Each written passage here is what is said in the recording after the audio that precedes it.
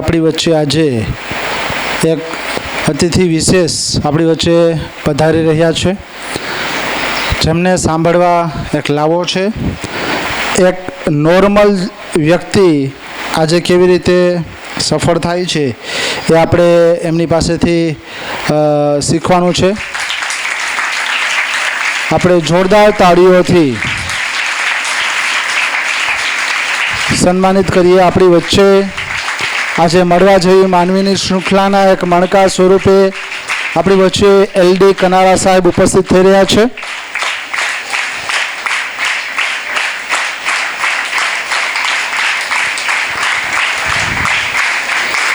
હું આજના અતિથિ વિશેષ એવા LD કનારા સાહેબને કોઈ મંચ ઉપર બિરાજમાન થશે, સાથે શાળાના નિયામક શ્રી ભીમસિંહભાઈ. મિત્રો, આપણે છેલ્લા 2 વર્ષથી મળવા જેવી માનવીની શૃંખલા ચલાવીએ છીએ. આ શૃંખલામાં જુદા જુદા ક્ષેત્રમાં જે વ્યક્તિઓ સફળ થયા હોય એને આપની સમક્ષ અહીંયા રજૂ એટલા માટે થતું હોય છે કે એમના અનુભવો, એમને જીવનમાં મળેલી સફળતાઓ, નિષ્ફળતાઓ, સંઘર્ષો, એની ગાથાઓ જો તમે આબેહૂબ રૂબરૂ તમે સાંભળો, ઇન્ટરેક્શન કરો તો તમને પણ જીવનમાં પ્રેરણા મળે. અને કહેવાય છે કે જીવનમાં કશું જ ન હોય ને તમારી પાસે પ્રેરણા હોય તો જીવનમાં તમે ખૂબ આગળ વધી શકો છો. અને તમારી પાસે બધું જ હોય અને જીવનમાં પ્રેરણા ન હોય તો એ તમારી પાસે કશું જ નથી એવું તમારે સમજવાનું. ત્યારે આપણી વચ્ચે બિરાજમાન થયા છે આજની મળવા જેવી માનવીની શૃંખલાના મણકા સ્વરૂપે શ્રી LD કનારા સાહેબ. જોરદાર તાળીઓથી આપણે એમનું અભિવાદન કરીએ. કહેવાનું મન થાય, ગમતું મળે અલ્યા તો ગુંજે ન ભરીએ ને ગમતા નો કરીએ ગુલાલ. આજે એક એમનો જન્મદિવસ હોય એ મંચ ઉપર સન્માન માટે આવશે. જન્મદિવસ હોય એમના હાથે આજે આજના જે અતિથિ વિશેષ છે એ અભિવાદન કરશે. એમના હાથે આજે આપણા અતિથિ વિશેષ એવા LD કનારા સાહેબનું અભિવાદન થઈ રહ્યું છે. આપણે જોરદાર તાળીઓથી અભિવાદન કરીશું. Thank you. હેપી બર્થડે બેટા. સાથે એમની સાથે કમલેશભાઈ પણ આવ્યા છે. એમનું પણ અમે શાળા પરિવાર વતી સ્વાગત કરીએ છીએ, આવકારીએ છીએ.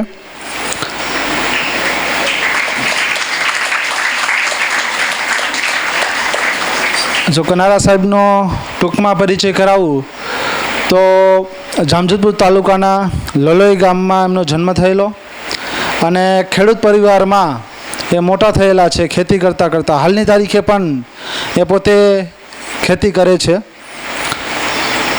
એમણે એમની શરૂઆત છે એની કારકિર્દીની એ ખેતીથી લઈ પછી એક પાનના ગલામાં થોડોક સમય કામ કરેલો, પછી ત્યાંથી જઈ હીરા ઉદ્યોગમાં જવાનો વિચાર કર્યો હતો, હીરા ઘસવા માટે. અને ત્યાંથી ધીરે ધીરે એમની ડગલીઓ છે એ સફળતા તરફ આગળ વધી અને ત્યાં ચિરોડાના પાટીએ પ્રેરણા શૈક્ષણિક સંકુલની સ્થાપના કરી. પ્રેરણા શૈક્ષણિક સંકુલ એક ખૂબ મોટું વિશાળ કેમ્પસ બનાવ્યું અને પોતાની એગ્રીકલ્ચરને લગતી જે મેડિસિન દવાઓ હોય છે, પેસ્ટિસાઇડ્સ, એમને એક કારખાનું પણ શરૂઆત કરી. અને ધીરે ધીરે થતાં જુદા જુદા ક્ષેત્રોમાં એમનો વ્યાપ છે એ વધતો ગયો અને અત્યારે હાલ રાજકોટ સ્થિત થયા છે. ત્યાં એમની કંપની પણ કાર્યરત છે. સૌરાષ્ટ્ર વિસ્તારમાં એમની ડીલરશીપ આખી ચાલે છે અને કહી શકાય કે એક સફળ બિઝનેસમેન અને સારા એવા સાહિત્યકાર જેમને વાંચન અને લેખન ખૂબ સારું એવું ગમે છે. સહજ અને સાદગાઈ ભર્યું એમનું જીવન છે. આમ આપણે એની વાતો સાંભળીએ તો એમ થાય કે વારંવાર સાંભળીએ, કેમ કે આમ છેલ્લા 8 વર્ષથી હું આ સંસ્થા સાથે જોડાયેલો ત્યારથી અંગતથી ઓળખું છું, પરંતુ ભીમસિંહભાઈના એ ખાસ મિત્ર છે.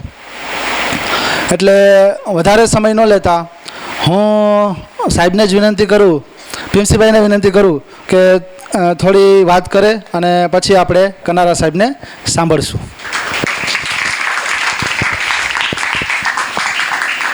સુપ્રભાતમ.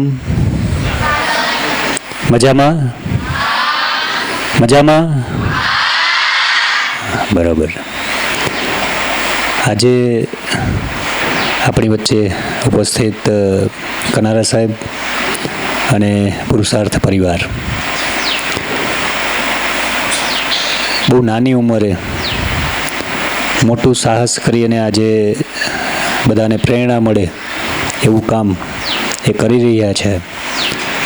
ખાસ તો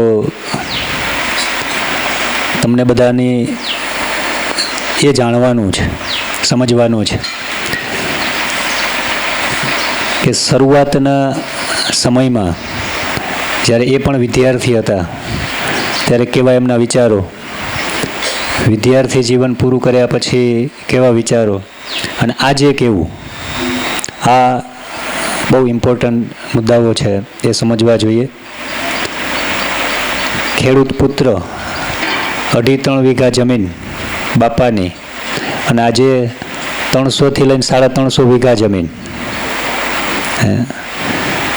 નિર્વ્યસન, કોઈ બ્લેકનું કામ કરવું નહીં, અને સિદ્ધાંતથી જ જીવનશૈલી, ભોજનશૈલી, વિચારશૈલી, એક સિદ્ધાંતો સાથે કામ કરતાં રહેતા આજે એક સફળ ઉદ્યોગપતિ, એક એન્ટરપ્રેન્યોરશિપ તરીકે એ કામ કરી રહ્યા છે. એટલે એમની પાસે જે અડચણો આવે છે, તમે જે કંઈ કામ કરતા હો અને એમાં ક્યાંય ને ક્યાંય તકલીફો આવે છે, તો એ તકલીફોમાંથી કેવી રીતે બહાર આવ્યા છે એ આપણે સમજવું જોઈએ. જનરલી દરેક વ્યક્તિઓને સફળ વ્યક્તિઓની સફળતા જ જોવા મળતી હોય છે. જ્યારે કોઈ માણસ સફળ થઈ પછી સમાજમાં જ્યારે આવે, હમણાં જ આપણે પોરબંદર જિલ્લાની એક દીકરી કેબીસીમાં જઈને આવી, ખ્યાલ છે ને? હા, પણ હવે એ કેબીસીમાં જેવા જઈને આવ્યા ત્યાં એ હીરો બની ગયા. પણ એ દીકરીએ કેટલા વર્ષ 2019થી લઈને અત્યાર સુધી જે મહેનત કરી છે, એમ કનારા સાહેબે એ તમારા જેવડા હતા ત્યારથી લઈને આજ દિન સુધી એમણે જે કંઈ સંઘર્ષ કર્યો છે, એ સંઘર્ષમાં પણ આનંદ જ હોય છે. એ આનંદ સાથેનો સંઘર્ષ એણે પાર કરી અને એક બહુ પ્રેરણાત્મક ઉદ્યોગપતિ બન્યા છે. ત્યારે વધારે સમય ન લેતા તમને પ્રશ્નો થવા જોઈએ કે આવું તો અમારે થવું છે. કોમર્સવાળા વિદ્યાર્થીઓ વારંવાર પ્રશ્નો કરતા હોય ને,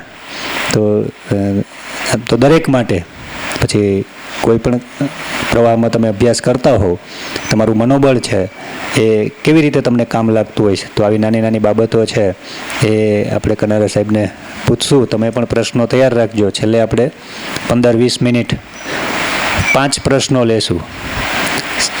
વિદ્યાર્થીઓમાંથી, ભાઈઓ બહેનોમાંથી 2 પ્રશ્ન અને 1 પ્રશ્ન શિક્ષકોમાંથી. જેમને પૂછવા હોય એ અત્યારથી મેન્ટલી તૈયાર રહીએ. 5 પ્રશ્ન આપણે છેલ્લે લેશું. તો આવીએ કનારા સાહેબને જ આપણે કહીએ કે હવે એમની વાત મૂકે.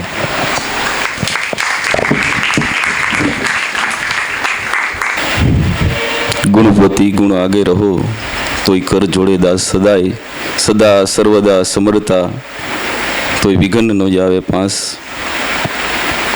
કુમળી જેની કાયા અને પરસંત જેના પ્રાણ, અહીં સંત સુરા નિપજાવતી માં સોરઠ રતનની ખાણ. સોરઠ રતનની ખાણ જેવું આ સંકુલ છે.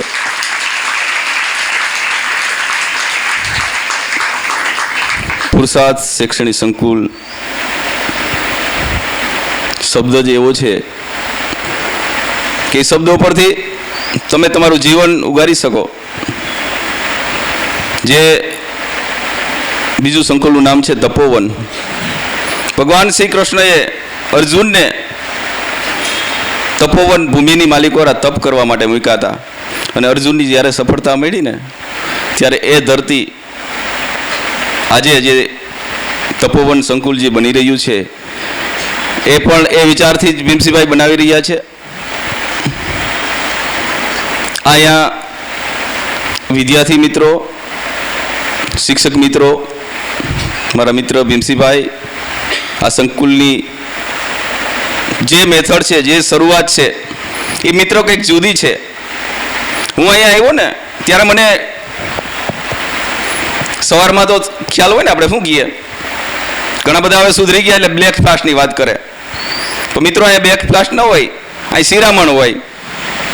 અહીં લંચ ન હોય, અહીં બપોરા હોય, અહીં ડિનર ન હોય, અહીં વ્યારું હોય, અહીંયા પાન ફાકીની વાત ન હોય, અહીં માનની વાત હોય, અહીં માઇકલ જેક્સનની વાત ન હોય, અહીં માંગડાવાળાની ધરતી છે, માંગડાવાળાની વાત હોય. મિત્રો, આ ધરતી એક એવી છે, આ ધરતીની અમીરાત એવી છે કે ભીમસિંહભાઈ ઘણા વર્ષોથી આ તપ કરે છે. મને ખબર છે શું કરે છે, મને ખબર છે. મારી પહેલી મુલાકાત મારા સંકુલની માલિકોરા 27/4/2011ની માલિકોરા ભીમસિંહભાઈ મારા સંકુલે આવ્યા હતા. મેં જ્યારે સ્થાપના કરી ત્યારે મેં 19 વર્ષની મારી જ્યારે ઉંમર હતી ને ત્યારે મેં ટ્રસ્ટ બનાવ્યું હતું. ટ્રસ્ટ મને ખબર નહોતી પડતી ટ્રસ્ટ શું કહેવાય, બીજું શું કહેવાય. જુનાગઢમાં એક મારા મિત્ર હતા, એ મિત્રએ મને કીધું કે ભાઈ આવું આવું હોય છે. એટલે મારી એવી ઈચ્છા હતી કે મારે કંઈક કરવું છે કંઈક. તે પછી મેં સંકુલની શરૂઆત કરી ધીમે ધીમે. આમ તો હું બિઝનેસમાં 18 વર્ષની ઉંમરથી જ બિઝનેસમાં હતો, ધંધામાં હતો. મારે કેમિકલ દવાનું શેઠ વડાડામાં દવાની દુકાન હતી. પણ મિત્રો, આ બધી વાતો કર્યા રાખી તો આની કલાકો વહી જાય. પણ આપણે શું કરવાનું છે, આપણે શેના માટે એવા છે, શેના માટે બેઠા છે, આપણો ધ્યેય શું છે? મિત્રો, કોઈ માણસ આગળ આવ્યો હોય ને તો એનું જીવન ચરિત્ર વાંચો. દાખલા તરીકે ભીમસિંહભાઈ અત્યારે એનું નામ બોલાય છે કે સારું શિક્ષણ આપે છે, સારા સંસ્કારી છે, એના વિદ્યાર્થીઓ પણ સારા હોય છે. આવું ક્યારે બને? કેટલા વર્ષો સુધી એને તપ કર્યું છે, કેટલા વર્ષો સુધી એના હાડ ગાયરાય છે. અંતરના ઊંડાણોને કોઈક ચોરે ન ચિતરી, અંતરના ઊંડાણોને કોઈક ચોરે ન ચિતરી, શંખની વાતો સંખડા. ચોરે વાવડા વાતો કરતા હોય ને જે ઓટે બેહીને, એની વાતો સાંભળવાની નથી. આપણે એના અંદર જવાની જરૂર છે કે એમાં શું છે. મિત્રો, આ સમાજ છે ને 4 પ્રકારમાં વેચાઈ ગયેલ પડ્યો. 4 પ્રકારમાં. પેલો પ્રકાર એ કે સમાજ જ્યારે કંઈક વ્યવહાર કરે અને સમાજને જે ટાઈમસર ઉભો રહીએ, જેને આપણે વ્યવહારિક કહી, જેને આપણે સજ્જન કહી, કે ફલાણા ભાઈ 10,000 રૂપિયા લઈ ગયા તો કે અડધી રાતે પાછા તમને પૈસા આપી દે, જેને આપણે વ્યવહારિક કહી, જેને આપણે સજ્જન કહી. માણસ નંબર 2 જેને આપણે અવ્યવહારિક કહી, કે ફલાણા ભાઈ મારી હારે વ્યવહાર કર્યો તો કે ભાઈ તો રામનું નામ લઈ લ્યો, એ કોઈને આપતા નથી. આ ધરતી ઉપર 4 પ્રકારના માણસો છે. માણસ નંબર 3 જે સમાજને કંઈ આપતોય નથી ને સમાજમાંથી કંઈ લેતો નથી, જેને આપણે પાગલ કહી, જેને આપણે ગાંડો કહી. અને માણસ નંબર 4 જો આ ધરતી ઉપર મિત્રો કદાચ ન હોત ને વિદ્યાર્થી મિત્રો, તો હું તમે અહીં કદાચ ન બેસી શક્યા હોય. જેને આપણે આપણા ગુરુ કહી, જેને આપણે આપણા આચાર્ય કહી, જેને આપણે આપણા શિક્ષક કહી, જેને આપણા જીવનને કંઈક ઉપદેશ આપ્યો છે, આપણું જીવન સુધારવા માટે કંઈક બલિદાન આપ્યું છે, પોતાના હાડ ઉમેરી અને હાડમાંથી જે વસ્તુ નીકળેલી છે એ શિખામણ આપણે આપે છે. એ સંકુલ અહીંયા, એ સંકુલની માલિકોરા હું તમે બેઠા છે. ભીમસિંહભાઈ ઉપર વાત કરી તો કલાકો સુધી વાત કરી શકાય. મને ખબર છે કે એની દાતારી કેવી છે. મિત્રો, આ દુનિયામાં ઘણી પ્રકારના માણસો હોય. કોઈ કામી હોય, કોઈ ક્રોધી હોય, કોઈ લોભી હોય, કોઈ લાલચુ હોય, કોઈ અહંકારી હોય, કોઈ માની, કોઈ ગુમાની, કોઈ નફટ, કોઈ નુગરા, કોઈ ભલા ભોરા, બહાદુર, બાયલા, પ્રેમાળ, દાતાર, દયાળુ. આમાંથી બધામાંથી મને એક વસ્તુ બહુ ગમે છે, દાતાર માણસ બહુ ગમે છે. અત્યારે આ કલંકી અવતાર છે. આ યુગ 4 યુગનો પ્રતાપ છે. અત્યારે તમારે જેવું જીવવું જેવું જીવવું ને એવું જીવી શકો. સતયુગ જેવું જીવી શકો, દ્વાપર જેવું જીવી શકો, ત્રેતા જેવું જીવી શકો, અને કલંકી અવતાર એટલે કળયુગ જેવું પણ તમે જીવી શકો. આવો યુગ ક્યાંય છે જ નહીં. એટલો સારો યુગ છે આ. અને આ યુગમાં હોય, જેની પાસે હોય અને એનાથી પર રહેવું, એનાથી ધર્મમાં રહેવું, આપણા આચરણમાં રહેવું, આપણા મા બાપ કોણ છે, આપણા વડવાઓ કોણ છે, જે એ જોઈને રહેવું. એક ડગલું પગલે એક વસ્તુ તમે વિચાર કરીને કરો ને ત્યારે તમારે ડગલું મંડાય એમ છે આ યુગમાં. આ યુગમાં એટલી બધી આતસ છે, એટલી બધી દેખાદેખી છે, એટલું બધું મારે બનવું છે કે મારે શું બનવું છે. મિત્રો, મહેનત કર્યા વગર કંઈ બનાતું નથી. અહીં મહેનત કરવી પડે. મહેનત કર્યા વગર કંઈ બનાતું નથી. મને હંધેથી વધારે જો ગમતું હોય ને તો દાતાર માણા ગમે છે. અને આ યુગમાં ભગવાનને મેળવવા હોય ને, મેળવવા માટે 3 વસ્તુ છે, 3 જ વસ્તુ છે. તમારે મંદિર જાઓ ન જાઓ એની કંઈ જરૂર નથી, પૂજા કરો તો એની જરૂર નથી. તમારા આચરણમાં, તમારા વિચારમાં 3 વસ્તુ હોવી જોઈએ. આ 3 વસ્તુમાં બધી વસ્તુ સમાઈ ગયેલી હોવી જોઈએ. 3 જ વસ્તુ છે. 3 વસ્તુ એ છે એક બ્રહ્મચાર્યનું પાલન કરતો માણસ હોવો જોઈએ જીવનમાં. જિંદગી જીવે તો અલગ બ્રહ્મચાર્ય. બ્રહ્મચાર્ય એટલે એવું નહીં કે મેરેજ નહીં કરવાના, લગ્ન નહીં કરવાના, એવું નહીં. પણ એક જ વસ્તુ, આ જ બાકી મારા બેન છે, આ મારા મા છે, આ મારા ગુરુ છે, આવો વિચાર હોય. અને બીજું અન્નનું દાન. અન્નની એટલી બધી તાકાત છે. ભીમસિંહભાઈ, તમારી સ્કૂલની માલિકો આજથી 10 વર્ષ પહેલા કે 5 વર્ષ પહેલા કોઈ માણસ જમી ગયો હશે, કોઈ માણસ અહીંયા તમે એને આવકારો આપ્યો છે, અને એ માણસનું તમારે કામ પડ્યું છે ત્યારે શું બન્યું છે? જે માણસ 5 લાખ રૂપિયા કદાચ લેતો હશે ને, એ તમારી પાસે 1 રૂપિયો નહીં માગી શકે. અન્નની આવી તાકાત છે. વિધાતાના લેખમાંય પણ મેખ મારી દે ને, એ અન્નની તાકાત છે. મિત્રો, આ કાયમી યાદ રાખજો, કાયમી યાદ રાખજો. તમે અત્યારે તો નાના છો, મારે આ વાત કરવાની કંઈ એવી જરૂર નથી, પણ મને યાદ આવ્યું એટલે વાત કરું છું. અન્નની બહુ મોટી તાકાત છે. અને ત્રીજા નંબરની તાકાત શું છે? ત્રીજા નંબરની તાકાત કે તમારું જે ધ્યેય, મનોબળ એ તાકાતવાળું હોવું જોઈએ. જો તમારું મનોબળ તાકાતવાળું નહીં હોય, તમારી પાસે શુદ્ધતા નહીં હોય, તમારી પાસે કંઈ સમર્પણતા નહીં હોય, તમારી પાસે કંઈ દાતારી નહીં હોય, તો આ કંઈ નહીં થાય. આ બધું દાતારીથી જ થાય છે. જીવનમાં દાતારી જરૂરી છે. દાતારી નામનું એક તત્વ જો જીવનમાં નહીં હોય ને, તો તમે જીવી નહીં શકો. તમે રામ નામનો શબ્દ પણ છેલ્લે નહીં બોલી શકો. એક નામથી અજામિલ તાયરા ગહણ છે તારી ગતિ, કંઈક જન્મના કષ્ટ કાપી મહારાજ આપો શુભમતી, કે પ્રાર્થના નિત પિંગલ નિભાવજો, પરિભ્રમ પ્રીતિ પાળવા તમે અંત વખતે આવજો. રામ નામનો શબ્દ મિત્રો નહીં આવે વિદ્યાર્થી મિત્રો, જો આ વસ્તુ નહીં હોય તો. કારણ કે હું પ્યોર બિઝનેસમેન માણસ છું પહેલેથી જ. મારે કંઈક બનવું છે, મારે કંઈક કમાવવું છે, આવી પહેલાથી આશા હતી. હું ધંધો કરતાં કરતાં મેં ભીમસિંહભાઈની સલાહ લીધી કે ભાઈ મારે સંકુલ કરવું છે. ત્યારે ભીમસિંહભાઈ કીધું કે ભાઈ તમે શું કરો છો? એટલે મેં વાત કરી કે ભાઈ આવી હું આવો બિઝનેસ કરું, આવું છે. મને કહે ભાઈ આમાં તો છે ને ભોગ દેવાની જેનામાં તાકાત હોય ને એ જ કરી શકે, જેને ગુમાવવાની તાકાત હોય ને એ જ કંઈક કરી શકે. આમાં તો આપવું પડે, સમર્પણ કરવું પડે. અને કોરોનાની માલિકોરા મેં મારા શિક્ષકોને બધાને છૂટા કરી દીધા હતા. ભીમસિંહભાઈ એક પણ શિક્ષકોને છૂટા નહોતા કર્યા. અને એ પગાર દેતા હતા ને કેવી રીતે દેતા એ મને ખબર છે, શું કરતા એ મને ખબર છે, એને કેવી તકલીફ પડતી એ મને ખબર છે. કારણ કે હું એ સંકુલ હકાલતો હતો, એ સંકુલ હકાલતા હતા, અને આજુબાજુમાં 25 સ્કૂલો બીજે હકાલે છે. એ અમે શું કરતા એ અમને ખબર, ભીમસિંહભાઈ કરતા એ અમને ખબર છે. ભીમસિંહભાઈએ બધા પણ શિક્ષકોને હાંચવા છે, બધીનું ધ્યાન રાખ્યું. અમે ધ્યાન નથી રાખી ગયા, કારણ કે અમે છૂટા કરી દીધા હતા કે ભાઈ આપણી કંઈ આવક નથી ને કાંઈ નથી ને કેમ માને, શું કામ હાંચવી આને? પણ મિત્રો, એ માણસ આગળ જે દાતારી છે એ દાતારી આ જગતમાં ક્યાંય જોવા ન મળે. આ બધું અંદરથી આવે, અંદરથી. આ શીખવાડ્યું ના આવે, હું તમને શીખવાડું તો ના આવે. જનની જણતો ભગત સુર દાતાર, નહીતર રેસ વાંજડીને મત ગુમાવીશ નૂર. માં કંઈક જન્મ આપતો કંઈક જગદંબાને આપજે, કંઈક સુરવીરને આપજે, કંઈક દાતારને આપજે, નકર તું જન્મ ના આપતી. આવું શું કામ કીધું? કવિ એમ કેમ ના કીધું કે કલેક્ટર, કંડક્ટર કા ક્લાર્કને જન્મ આપજે? આવું કેમ ના કીધું? આવા માણસની કેમ માગણી કરી? કે મિત્રો, એક માણસ હોય ને, એક માણસ દાતાર હોય ને, તો કેટલા માણસો એના હિસાબે તરી જાય, અને કેટલા માણસો એની પ્રેરણા લે. એક રોકફેલર નામનો વ્યક્તિ હતો, અમેરિકાનો, દુનિયાનો ધનાઢ્ય માણસ હતો, અમેરિકાનો ધનાઢ્ય માણસ હતો. એને એવું કહેવામાં આવ્યું કે ભાઈ તમે વર્ષથી જીવવાના છો, વર્ષથી પછી તમે જીવવાના નથી. એવી બીમારી હતી. દુનિયાનો નંબર 1 પૈસાવાળો, એ જમાનાની વાત કરું છું, ત્યારે એની પાસે પેટ્રોલ, ડીઝલ બધી વસ્તુ એની પાસે હતી, એટલા બધા બિઝનેસો હતા. પણ એને એવો વિચાર આવ્યો કે એટલી બધી મારી પાસે સંપત્તિ છે, આ સંપત્તિનું હું શું કરું? મારે સંપત્તિ કેને દેવી? હું 1 વર્ષ જ જીવવાનો છું. મને ડૉક્ટરે કીધું છે કે 1 વર્ષ પછી પૂરું છે, તમારે એવું દર્દ છે, એવી બીમારી છે. ત્યારે એના જે માણસો હતા, સેવકો હતા, એના કાર્યકરોને એવું કીધું ભાઈ જે પૈસા તમારે દાનમાં દેવા ને દીધા રાખો, આપી દો. એની ઘણા બધા ટ્રસ્ટમાં પૈસા આપ્યા, ઘણા બધા ધાર્મિક કાર્યોમાં આપ્યા, ધાર્મિક સંસ્થાઓમાં આપ્યા, શિક્ષણમાં આપ્યા, નવા નવા સંશોધન કરવામાં પૈસા આપ્યા, નવી નવી ટેકનોલોજી શોધવામાં પૈસા આપ્યા. પણ આ પૈસા જ એટલા બધા હતા, એની પાસે ખૂટેમ જ નહોતા. અને મિત્રો, એક એવો સમય આવી ગયો કે એ સમયની માલિકોરા વર્ષથી પૂરું થયું ત્યારે ડૉક્ટરે એમ કીધું કે તમારા રિપોર્ટ નીલ છે, ભાઈ તમને કંઈ વાંધો જ નથી. તો મિત્રો, વિદ્યાર્થી મિત્રો, આ તત્વ કયું કામ કરતું હોય છે વિચાર કરો.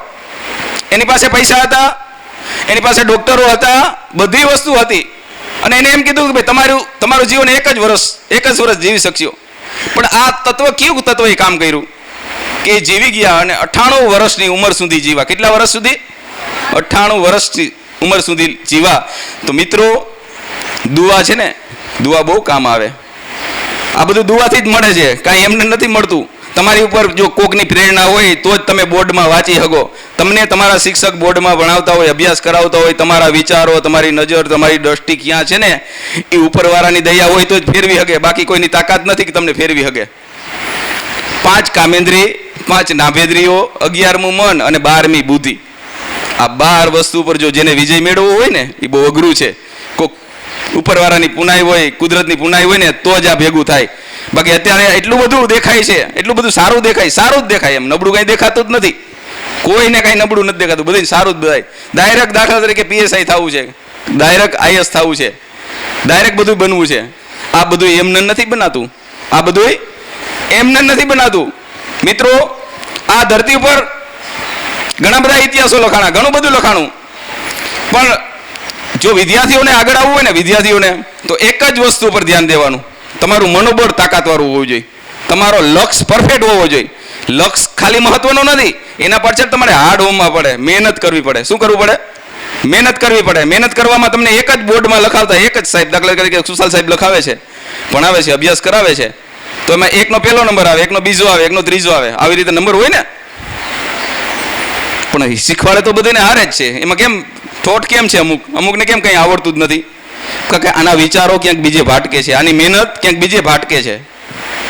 મિત્રો, જો તમારે આગળ આવવું હોય ને તો એક વસ્તુ તમને ન આવડતી હોય ને તો એના પાછળ 2 વાર 3 વાર 4 વાર 5 વાર અભ્યાસ કરવો પડે, વાંચવું પડે, મનન કરવું પડે. તમારે કોઈ પણ ચિત્ર ઊભું કરવું હોય ને, કોઈ પણ ચિત્ર, દાખલા તરીકે તમે 1 વર્ષ પહેલા તમે લગ્નમાં ક્યાંક ગયા, પ્રસંગમાં ગયા, તમારે યાદ રાખવું હોય તો શું કરવું પડે? મગજને હલાવવો પડે.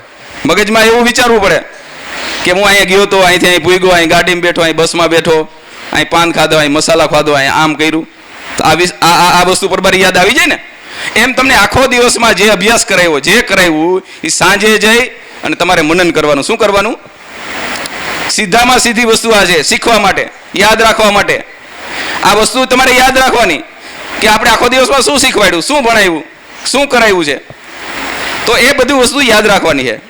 અને અભ્યાસ વિના બધું ખોટું છે. આ દુનિયામાં પૈસાની જરૂર નથી. પૈસા તો બની જાય, ઓટોમેટિક બની જાય. તમારી પાસે સંસ્કાર હશે, સંસ્કૃતિ હશે, તમારી પાસે આવડત હશે, તમારી હોશિયારીની કંઈ જરૂર નથી. તમારી સરળતાની જરૂર છે. આ સમાજને સરળતાની જરૂર છે. શેની જરૂર છે? તમારી જેટલી સરળતા છે ને તમને ઓટોમેટિક સામેથી મળશે, સામેથી બધું આવવા માંડે છે.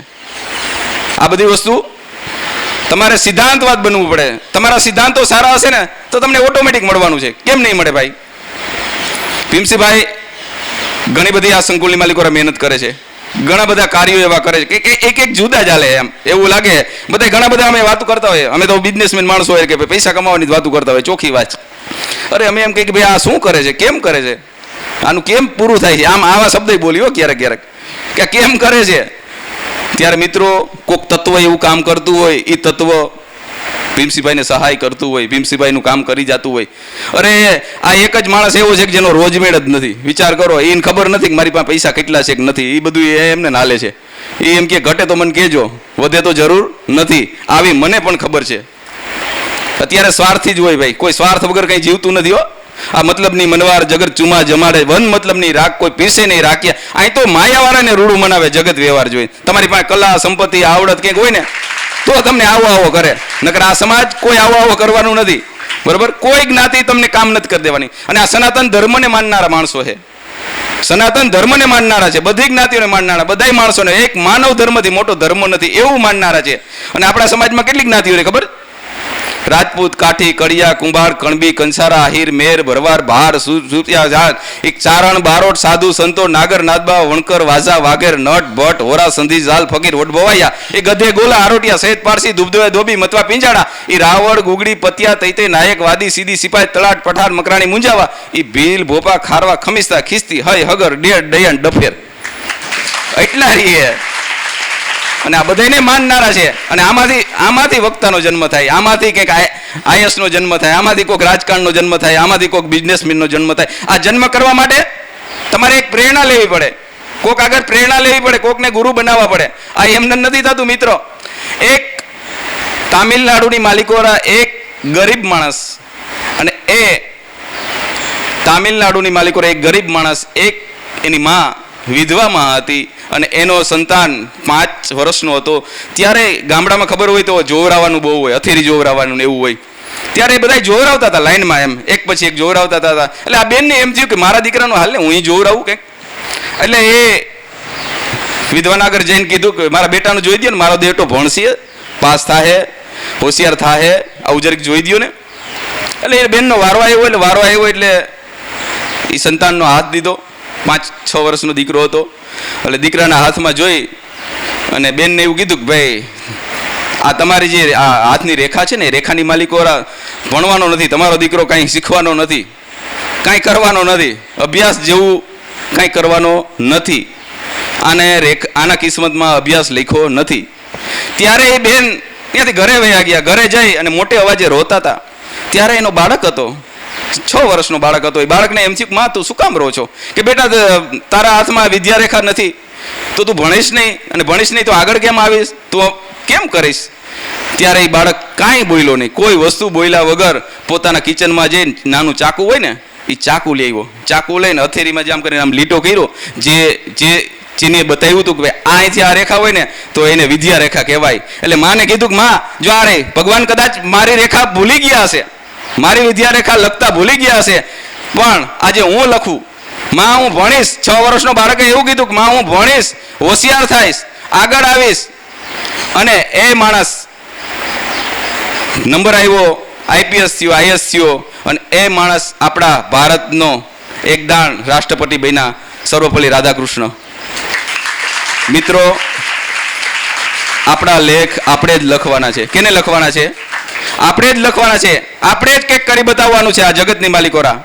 અને આપણે કંઈ કરી નહીં બતાવીને તો કંઈ થવાનું નથી. મિત્ર, એક નાનું ગામ છે લલોઈ ગામ, મારું જામજોધપુર તાલુકાનું હું ગામમાં રહું છું. એ ગામમાં 5 જ ધોરણ હતા. કેટલા ધોરણ? ખાલી 5 ધોરણ. હું જ્યારે ભણતો ત્યાંની વાત કરું, 6ઠું ધોરણ નહોતું. અને એ ગામથી શેઠવડાળા 6 કિલોમીટર થાય, જામઆંબેડી 5 કિલોમીટર થાય. એટલે એ સમયની માલિકોરા જામઆંબેડીનો તાલુકામાં નંબર હતો કે ભાઈ શિક્ષણમાં સારામાં સારું જામઆંબેડી ગામ હતું. ત્યારે મારા પપ્પાએ મને જામઆંબેડી ભણવા માટે મોકલો, અને બાકીના હજી મારા ભેગા જે ભણતા એ બધા શેઠવડાળા ગયા. મારી પાસે સાયકલ નહોતી. હું હાલીને જતો 6 કિલોમીટર, 6ઠું ધોરણ ભણતો ત્યારે હું હાલીને જતો હતો. એટલે આવો મેં સંઘર્ષ કર્યો. એક દાણ સાંજના 5 વાગ્યાથી નીકળું એટલે અંધારું થયે ઘરે પહોંચું. એક દાણ નીકળો તો એમાં મારી પાછળ ડુંગર, વચ્ચે અમારે ડુંગર આવે છે, બબિયારો ડુંગર, સૌરાષ્ટ્રની રસધાર મેઘાણીમાં કદાચ વાંચેલું હોય તો એ ડુંગરનું નામ લખેલ છે. તો એ ડુંગરમાંથી હું નીકળતો તો મારી પાછળ એક નાયડો થયો. નાયડો ખ્યાલ આવે? નાયડાની ખબર છે બધાને? શિયાળાની ખબર છે? નાયડાની ખબર છે?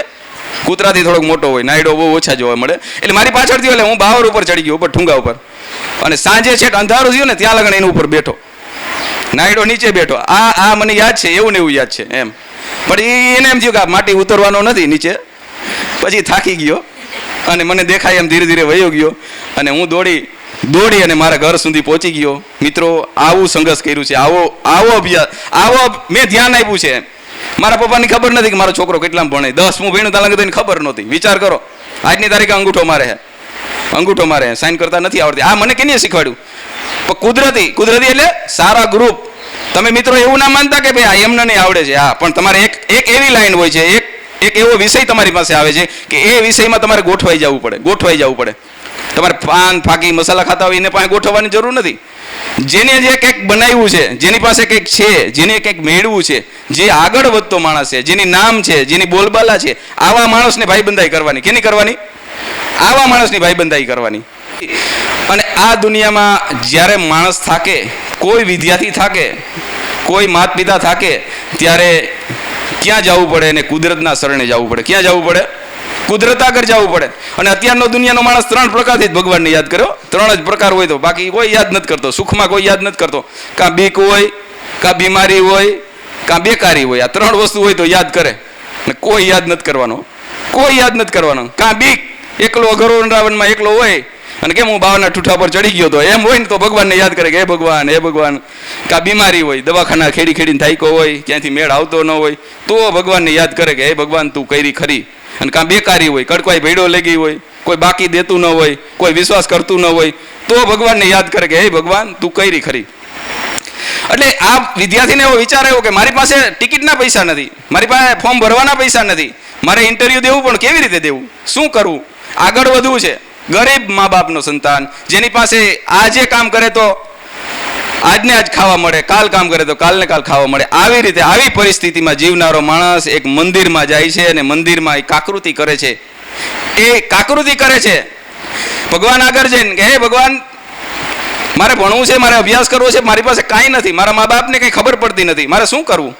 આવી રીતે કાકૃતિ કરતા કરતા મંદિરની બહાર એક ભિખારી ઊભો હતો અને એ ભિખારી એ બાળકનો અવાજ સાંભળતો હતો, આંખમાંથી આંસુ પડતા હતા. એને એમ થયું ઓહો, આવી પરિસ્થિતિ, આ સંતાનની આવી પરિસ્થિતિ, આ વિદ્યાર્થીની આવી પરિસ્થિતિ. એટલે એ વિદ્યાર્થી મંદિરમાંથી બહાર નીકળે છે. બહાર નીકળીને પૂછ્યું ભિખારીએ કે ભાઈ શું તને તકલીફ છે? એ કે કાંઈ નહીં. એ તો પછી આહુડા લોહી નાખ્યા અને એને વાત કરી કે કાંઈ નહીં કે ના તું મને કે વાત કરી કે ભિખારી ગયા શું તારે તકલીફ છે? એ કે કાંઈ નહીં, તમે તો ભીખ માગો છો, મારી પાસે આજે 1 રૂપિયો નથી ભીખનો દેવા માટે તમને, નકર હું તમને એ પણ આપું. તો કે એ વસ્તુની જરૂર નથી દીકરા, તું મને વાત કરી એટલે મને ખબર પડે. એટલે એને વાત કરી કે મારે એક ગામથી બીજે ગામ ઇન્ટરવ્યૂ દેવા માટે જવું છે, મારી પાસે ટિકિટના પૈસા નથી. ટિકિટના પૈસા નથી એટલા માટે મારી પાસે કોઈ જગ્યા જ નહોતી. મંદિરમાં આવીને મને એમ થયું કે ભગવાન આગળ દર્શન કરી આવું અને જે હું માગણી કરતો હતો એ તમે મારા શબ્દ સાંભળ્યા, મને એવું લાગ્યું. ત્યારે ભિખારીએ એવું કીધું કે મને એક એવી બીમારી છે અને એ બીમારી એવી છે કે હું કાયમના પૈસા લઉં, કાયમ મને ભીખના જે પૈસા થાય ને એ પૈસાથી હું મારી દવા લઉં છું, પણ હવે હું 2 દિવસ દવા નહીં લઉં. આ જે મારી પાસે પૈસા છે ને એ પૈસા હું તને આપી દઉં છું. હાલે, મારી પાસે જે પૈસા છે એ પૈસા હું તને આપી દઉં છું. એટલે એ ભિખારીએ એ છોકરાને ધરાર સમજાવી, સૂઝ આપી, શિખામણ આપી અને એ પૈસા આપ્યા કે જા તું તારું કામ કર, આગળ ભણવામાં અભ્યાસમાં ધ્યાન દે, હું 2 દિવસ દવા નહીં લઉં, 2 દિવસમાં મને કંઈ વાંધો નહીં આવે. અને એ બાળક ઇન્ટરવ્યુની માલિકો રાખ્યો, ઇન્ટરવ્યુમાં આગળ વધ્યો અને ઘણા બધા ક્ષેત્રમાં આગળ વધ્યો. એ વધ્યા પછી આજે બિહારનો એક યાદવ કરીને કલેક્ટર અત્યારે હયાત છે. મેં એને પાસેથી એના જીવન ચરિત્રમાંથી વાત સાંભળેલી છે. એટલે મિત્રો, એવું ક્યારેય વિચારવાનું નહીં કે આપણી પાસે કંઈ નથી. તમારી પાસે ધ્યેય હશે, તમારી પાસે આમ એટલું બધું મનોબળ હશે કે તમને એ ચિત્ર એ પ્રકટ કરવામાં કોઈ આડું નહીં આવે. ભગવાન એવું કંઈક પ્રકટ જ કરી દે, તમને રસ્તો આગળ મળી જ જાય. સમજાણું? આમાં રસ્તાના પ્રકાર 2 હોય છે. ભાવનગર મહારાજ શિકાર કરતા હતા ત્યારે મોટ આગળ હરણ હતું, પાછળ એ હતા. આગળ હરણ હતું, હરણ ભાગી ગયું, એમાં 2 રસ્તા ફૂટ્યા. 2 રસ્તામાં એને ખબર ન પડી કે હરણ આ રસ્તે ગયું કે આ રસ્તે ગયું. ત્યારે ભાવનગર મહારાજ ત્યાં ઊભા રહી ગયા અને ત્યાં એક માલધારી માલ ચારતો હતો. એક ભાઈ માલ ચાલતો હતો, અભણ માણસ માલ ચાલતો હતો. એને કીધું કે ભાઈ હું આ વિસ્તારનો, આ પ્રાંતનો હું રાજા છું અને તું મને ઓળખશો? ઓલો કે ભાઈ ના, હું તમને કંઈ ઓળખતો નથી. માલધારીને તો શું હોય, જંગલમાં માલ ચારતા હોય, એને કંઈ ખબર ના હોય દુનિયાની. એટલે એને પૂછ્યું કે ભાઈ હરણ આ રસ્તે ગયું કે આ રસ્તે ગયું, મારે ટૂંકી વાત કરવી છે, તને પૂછવું છે. ત્યારે માલધારીએ એટલું કીધું કે મને ખબર નથી હરણ કયા રસ્તે ગયું, પણ તમે જો મને પૂછતા હતો ને તો હું એક વાત કરું છું. શું? કે વાતું જાણું વજા, પોહાય એમડો જા, પાપ કરતા પાછો વરી જા ને ક્યાંક ધર્મ કરવા ધા, વાતું 2 જાણું વજા, પછી પોહાય એમડો જા. રસ્તા 2 છે, એક હરણ આ બાજુ ગયું ને એક આ બાજુ ગયું. મને એ ખબર નથી તું શિકાર કર કે ના કર, હરણને પકડી લે કે ના પકડી લે, એ ખબર નથી પડતી. પણ તારો જે રસ્તો છે ને એ ખોટો છે, સાચો રસ્તો નથી. તારો રસ્તો ખોટો છે. એક નાનકડો માણસ, જંગલમાં રહેવાવાળો માણસ જો રાજાને સૂઝ આપી શકતો હોય, જો રાજાને એમ કહી શકતો હોય, એના વિચારો જો બદલાવી શકતો હોય, તો આજ તમે વિદ્યાર્થી છો, વિદ્યાર્થીઓ તમે શું ના કરી શકો? એવું જ નથી કે ભાઈ LD કનારા શ્રેષ્ઠ છે, ભીમસિંહભાઈ શ્રેષ્ઠ છે, ખુશાલભાઈ શેઠ છે, એવું કંઈ માનવાનું નથી. આ દુનિયાની માલિકોરા બધાય હવના રાજા છે, બધુંય કરી શકે. ત્યારે ભાવનગર મહારાજે ત્યારે પોતાના રાજમાંથી એવો નિયમ કર્યો કે આજથી હું તો શિકાર નહીં કરું, પણ મારા રાજમાં હું કોઈને શિકાર કરવા નહીં દઉં. એક માણસની પ્રેરણાથી માણસના જીવન બદલી જાય તો શું ના બદલી શકે? એટલે ઘણા વિદ્યાર્થીઓ મેં સાંભળેલું છે કે ભાઈ અમારી પાસે આમ કાંઈ નથી, માન ફી ભરીને માન આ કરી, આવું મેં સાંભળેલું છું. તમારા મા બાપ તમને શું કામ અહીં મોકલા છે? ઘણા બધા વિદ્યાર્થીઓ એવા હશે, ઘણા દીકરા દીકરીઓ એવી હશે કે 1 મહિનોથી વિચાર હાલતો હોય છે, 1 મહિનો સુધી વિચાર હાલતો હોય છે ભાઈ આપણે 9મામાંથી 10મામાં ક્યાં જવું છે, 5મામાંથી 6મામાં ક્યાં જવું છે, આવો વિચાર હાલતો હોય છે. અને આ વિચાર ઉપર પૈસા હશે નહીં હોય, શું કરશું, કેટલી ફી હશે, આવા વિચાર ઉપર તમારા મા બાપની નજર પુરુષાર્થ શૈક્ષણિક સંકુલ ઉપર ગઈ. ક્યાં ગઈ? ત્યારે તમે આવ્યા ને અહીંયા અભ્યાસ કરવા માટે? ક્યારે આવ્યા તમે? કે આના ઉપર નજર ગઈ. શું કામ ગઈ ભાઈ? આજુબાજુમાં ઘણી બધી સ્કૂલો છે, ઘણી બધી ફીસ સારી લે, ઘણું બધું કરે, ઘણા બધા દેખાવા હાથે બધું કરે છે. ક્યારે નજર ગઈ કે તમારા મા બાપને કેટલો વિશ્વાસ હશે કે મારું સંતાન આ જગ્યા ઉપર જાય તો આગળ આવશે, અહીંથી સંસ્કાર મળશે, અહીંથી પ્રેરણા મળશે, અહીંથી કંઈક શીખીને આવશે. આ માણસ જેના ટ્રસ્ટી છે એ સમર્પણ આપે એવા માણસ છે, કંઈક આપે એવા છે. મારી બેન દીકરી ત્યાં જાય તો મારાથી નહીં પણ સારી રીતે સાચવશે, દીકરીની જેમ સાચવશે. આ બધો વિશ્વાસ ક્યાં ઊભો કરવો ભાઈ? આ બધો વિશ્વાસ ઊભો કરવા માટે હાથ ગાળવા પડે, લોહી રેડવું પડે. એમ આ સંસ્થા પુરુષાર્થ શૈક્ષણિક સંકુલ આજે આમ જોઈને તો તમને બધાને એમ લાગે કે આપણે અહીંયા આ જગ્યા ઉપર છે, પણ આ સંકુલનું એટલું બધું ગુજરાતમાં નામ છે, પવિત્રતામાં નામ છે, શુદ્ધતામાં નામ છે, સંસ્કારમાં નામ છે, ધર્મમાં નામ છે. અને આ દુનિયામાં ધર્મ વિના બધું ખોટું છે ભાઈ. તમને એવું વિચારતા નહીં કે હું હોશિયાર થઈ જાઉં, આઈપીએસ થઈ જાઉં, આઈએસ થઈ જાઉં. ધર્મની જરૂર પડશે, સંસ્કૃતિની જરૂર પડશે. અને જો એ નહીં હોય ને તો તમારી પ્રજા આઈપીએસ હશે, આઈએસ હશે, કોઈ રાજકારણી છે, કોઈ હશે, એની પ્રજા એને નહીં સાચવી શકે, એનું ધ્યાન નહીં રાખી શકે. અને ત્યારે છેલ્લી જિંદગીમાં એને તકલીફ પડશે. મિત્રો, એટલે ધર્મ વધે પછી ધન વધે, ધન વધે માણસના મન વધી જાય, મન વધવામાં બધાયમાં માન વધે. તો આ બધુંય વધત વધ જાય. જો ધર્મ ઘટે, ધન ઘટે, ધન ઘટે, માણસના મન ઘટી જાય, મન ઘટવામાં માન ઘટે, તો આ બધુંય ઘટ જાય. સાપ અને નોરિયાનું જ્યારે યુદ્ધ હાલતું હોય ને ત્યારે સાપ નોરિયાને જ્યારે ડંખ મારે ને ત્યારે નોરિયો હોય ને, નોર નામની એક વનસ્પતિ આવે, એની આજુબાજુમાં હોય તો જ સાપ સામે ડંખ બથોડા લે, તો જ સામે આવે, નકર ના આવે. એ જ્યારે સાપ એને ડંખ મારે ત્યારે એ નોર નામની વનસ્પતિ સૂંઘી આવે અને વળી પાછો એનું ઝેર ઉતરી જાય, એટલે વળી પાછો બથોડા લેવા આવી જાય. વળી પાછો સાપ જ્યારે ડંખ મારે ત્યારે નોર નામની વનસ્પતિ નોરિયું સૂંઘી આવે, વળી પાછો એ બથોડા લેવા આવી જાય. આવી રીતે આપણા જે કામ, ક્રોધ, મનના જે ડંખ છે ને, આપણા જીવનના બધા ડંખ છે, એ ડંખ ઉતારવા માટે આવી સારી સંસ્થાની જરૂર પડે, આવી સારી વસ્તુની જરૂર પડે, આવા સારા શિક્ષકોની જરૂર પડે, આવી સારી પ્રેરણા દેનાર સંસ્થાની જરૂર પડે. ત્યારે તમે અહીંયા આવ્યા છો. ક્યારે આવ્યા છો? કંઈક શીખવા માટે આવ્યા છો, કંઈક બનવા માટે આવ્યા છો. એક માણસ, ગરીબ માણસ, જે આપણે જેને કઈ, એ માણસ ઓરિસ્સાની માલિકોરે રહેતો હતો. રમાકાંત પાંડેનું નામ તમે સાંભળેલું ક્યારે? દુનિયાનો હાર્ટનો નંબર 1 ડોક્ટર. એક દાણ ઓપરેશન કર્યું હોય ને એક વખત, તો બીજી દાણ ઓપરેશન સક્સેસ જાય દુનિયામાં, આખી દુનિયામાં, વર્લ્ડમાં એનું નામ છે. એ માણસના વિચાર એવા હતા. એ માણસ એવું કહેતો હતો કે મારું ગામ હતું ને, મારા ગામથી 7 કિલોમીટર એક ગામ હતું. એ ગામની માલિકોરા મારા મા મને ભણવા માટે લઈ જતા, મારા મા મને ભણવા માટે લઈ જતા. અને એક જમાનાની માલિકોરા પેલા છાપા ના આવતા, ખબર? છાપા ગામડામાં આવતા તો એક રવિવાર હોય ને ત્યારે બધા ભેગા થઈને આવતા. એટલે એ મા બાપ, એ માની એટલી તમન્ના હતા કે મારે મારા દીકરાને એક વખત ડોક્ટર બનાવો. શું બનાવો? ડોક્ટર બનાવો. એટલે બાજુમાં છાપા વાંચતા હોય ને, બાજુમાં બેસી જાય. એટલે પૂછે કે ભાઈ આજ કંઈક છાપામાં નવીન છે? એટલે ઘણા માણસો જવાબ દે, ઘણા ન દે. જો એમ કે આજ નવીન છે, આજ કોઈ મોટા ડોક્ટરની વાત છે આમાં લખેલી, તો એ કાપલી મને કે કાપી દો. એ કાપલી કાપી અને ભેગી કરતા, એ માં ભેગી કરતા.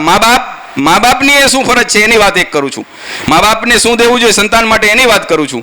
તો એ માં છે ને, એ કાપલી કાપી લે, વળી પાછા અઠવાડિયે છાપા આવે તો વળી પાછા પૂછે, બેસે કે ભાઈ આજ કંઈ છાપામાં એવું નવીન છે, ડોક્ટર, કોઈ મોટા ડોક્ટરની વાત લખેલી છે? એટલે વળી પાછી લખેલું હોય તો વળી એ કાપી લે. ત્યારે એની પાસે ફાઇલ નહોતી, ત્યારે એ એક તૂટેલ લુગડું હોય, જે તૂટેલ સાડી હોય ને, કટકામાં વીંટી દેતા, વીંટી નહીં રાખતા. પોતાના સંતાનને 5-7 કિલોમીટર ગામ હતું ને ભણાવવા જતા, અને એ પાણીમાં જતા પગ. એની પાસે રમાકાંત પાંડેના ઇતિહાસમાં એવું લખ્યું છે કે હું 7મું ભણતો ને ત્યાં લગન મારી પાસે પગમાં પહેરવાના ચંપલ નહોતા, મારી પાસે કાંઈ હતું જ નહીં. એના માં એને 7 કિલોમીટર જે ગામ હતું ત્યાં ભણવા માટે લઈ જતા, અભ્યાસ કરવા માટે લઈ જતા, કાખમાં તેરીને જતા. આ મા બાપની ધગસે આવી હોવી જોઈએ. એ ત્યાં જતા અને એ ભણાવતા, અને આજુબાજુના જે ખેતરો હતા એ ખેતરોમાં એ માં કામ કરવા માટે જાય, અને એમાંથી જે પૈસા આવે એ પૈસાનું ઘરમાં રાશન લઈ અને એ સંતાનને ખવડાવતા. આવી રીતે આવું જ એનું જીવન. અને માં જ્યારે ભણીને આવે ને ત્યારે એને બાળકને પૂછતા કે બેટા આજ તને શું શીખવાડ્યું સાહેબે, આજ તું શું ભણ્યો, મને કહેતા. બાતો અભણ હતા પણ એની પાસે સાંભળતા. ત્યારે એ સંતાનને એમ હતું કે મારી માં છે ને મારા શિક્ષક જેટલા હોશિયાર હતા. એને બાળકને એમ થતું કે મારી માં તો હોશિયાર છે, મારા મમ્મી હોશિયાર છે, આવું બધું સાંભળતા. અને એ માણસ અભ્યાસ કર્યો અને શ્રેષ્ઠ વિદ્યાર્થી બન્યો અમેરિકામાં ગયો, ઘણી બધી યુનિવર્સિટીમાં નંબર લીધો, અને જેનું નામ રમાકાંત પાંડે છે, એ દુનિયાની મોટામાં મોટી હોસ્પિટલ છે એની પાસે હતી. અને એ માણસે માંથી ઘણી આપણે પ્રેરણા લેવાની છે. આપણા જીવનમાં આ બધું તો ઘણું બધું બનતું હોય, ઘણા બધા મહેનત કરતા હોય, ઘણા બધા મેળવતા હોય, પણ આ કેમ મેળવું, શું કામ મેળવું? ઘણા બધા એમ કે ભાઈ આ ડાયરેક્ટ કેમ આ કરોડપતિ રાતોરાત થઈ ગયો, આનું શું કારણ? પણ મિત્રો એવું નથી. એના હાડમાં તમે જાઓ ને તો એનો બહુ સંઘર્ષ મોટો હોય, બહુ સંઘર્ષ કર્યો હોય, બહુ મહેનત કરી હોય. મહેનત કર્યા વગર કાંઈ મળતું નથી, એટલે મહેનત કરવી પડે. શાંતિનિકેતન રવિન્દ્રનાથ ટાગોરની એક સંસ્થાનું દુનિયામાં મોટું નામ છે. એ સંસ્થાની માલિકોરા, જો મિત્રો ઘણા બધા વિદ્યાર્થીઓ એવા હોય, પૈસાવાળાના પૈસા સંતાનો પૈસાવાળા હોય, એને અહંકાર હોય, મારા બાપા પૈસાવાળા છે, મારે આમ છે તેમ છે, પણ જીવન શિક્ષણ ના હોય એની પાસે. પૈસા હોય, જીવન શિક્ષણ ન હોય, જીવનમાં કેવી રીતે જીવવું, જીવનમાં મારે કેવી રીતે આગળ આવવું, આ એની પાસે ન હોય. આવી બુદ્ધિ ઘણા વિદ્યાર્થીઓ પાસે નથી હોતી.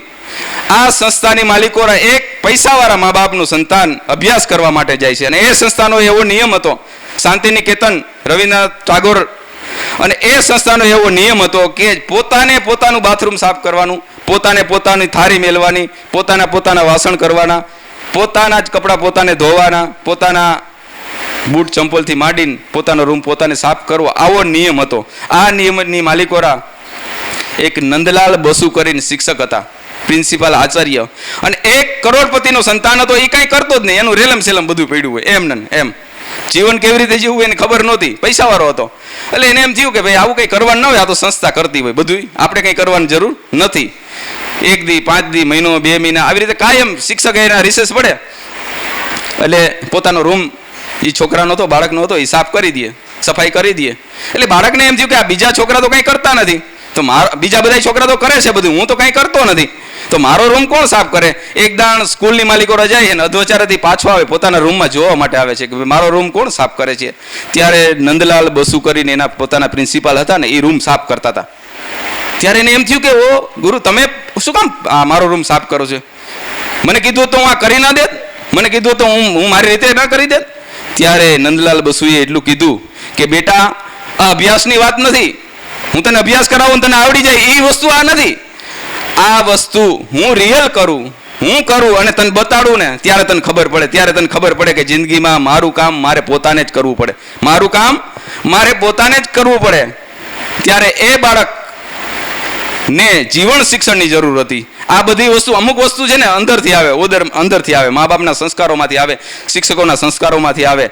આ બધી વસ્તુમાંથી જો આપણે પાર ઉતરવું હોય તો આ સંસ્થા જે પુરુષાર્થ શૈક્ષણિક સંકુલ છે, અત્યારે તમને ઘણું બધું અહીં શીખવી જાય છે, ઘણું બધું કહી જાય છે. જીવન કેવી રીતે જીવવું, જીવનમાં કેવી રીતે રહેવું, આપણા જીવનને ઉત્તમ કેવી રીતે બનાવવું, આપણા જીવનમાં કેવી રીતે આગળ આવવું છે. મિત્રો આજ બધાને પૈસાવાળું થવું છે, કેમ નથી થવું ભાઈ? પૈસાવાળું કેમ નથી થવું? બધાને પૈસાવાળું થવું છે. બધી વાતના મૂળમાં પૈસા હે ભાઈ. હું અત્યારે વાતો કરું છું, અહીં બેઠા છે બધા જેટલા છે એટલા, મુદ્દો તો એક જ છે, શું થવાનો? પૈસા બનાવવા છે. આપણે ભણીને પૈસા બનાવવા, આમ કરીને પૈસા બનાવવા છે. પૈસાથી ખાલી જીવન નથી, સંસ્કારની જરૂર પડશે, સંસ્કૃતિની જરૂર પડશે. અને આ દુનિયામાં જેની પાસે સંસ્કાર નહીં હોય, જેની પાસે ધર્મ નહીં હોય ને, એનું ક્યાંય પાનું નહીં હાલે. પૈસાથી ક્યાંય પાના નથી હાલતા. આ કોરોના ગયો ને ત્યારે મને ખબર છે, પૈસાવાળા જે એટલા હતા ને, જામજોધપુરની માલિકો, એક જ માણસની વાત કરું કે એને કોઈ નાખે માગ જ નહોતી.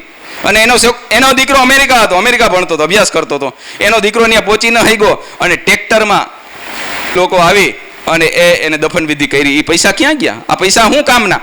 મિત્રો પૈસા મહત્વના નથી, જીવનમાં આપણો પરિવાર મહત્વનો છે, આપણા મા બાપ મહત્વના છે. આપણે આપણા મા બાપને ઉપર ધ્યાન રાખવાનું છે. તમારા જીવનનો ગોલ્ડ મેડલ તમે જ છો, તમારું ઘર જ છે. તમારા ઘરમાં જો પૈસા હોય, સારી સંપત્તિ હોય, કલા હોય, તો તમારે વિચારવાનું કે આપણા મા બાપે કેમ કરીને મેળવ્યું છે, શું કામ મેળવ્યું છે, કેવડી મહેનત કરે છે, એ જ વિચારવાનું. અને આપણા મા બાપ કાંઈ વ્યસનમાં હોય, પૈસા ઓછા કર્યા હોય, 5-10 વીઘા જમીન વેચી હોય, તો એ વિચારવાનું કે મારા મા બાપની ક્યાં ભૂલ છે, તો મારે કેમ સુધારવી.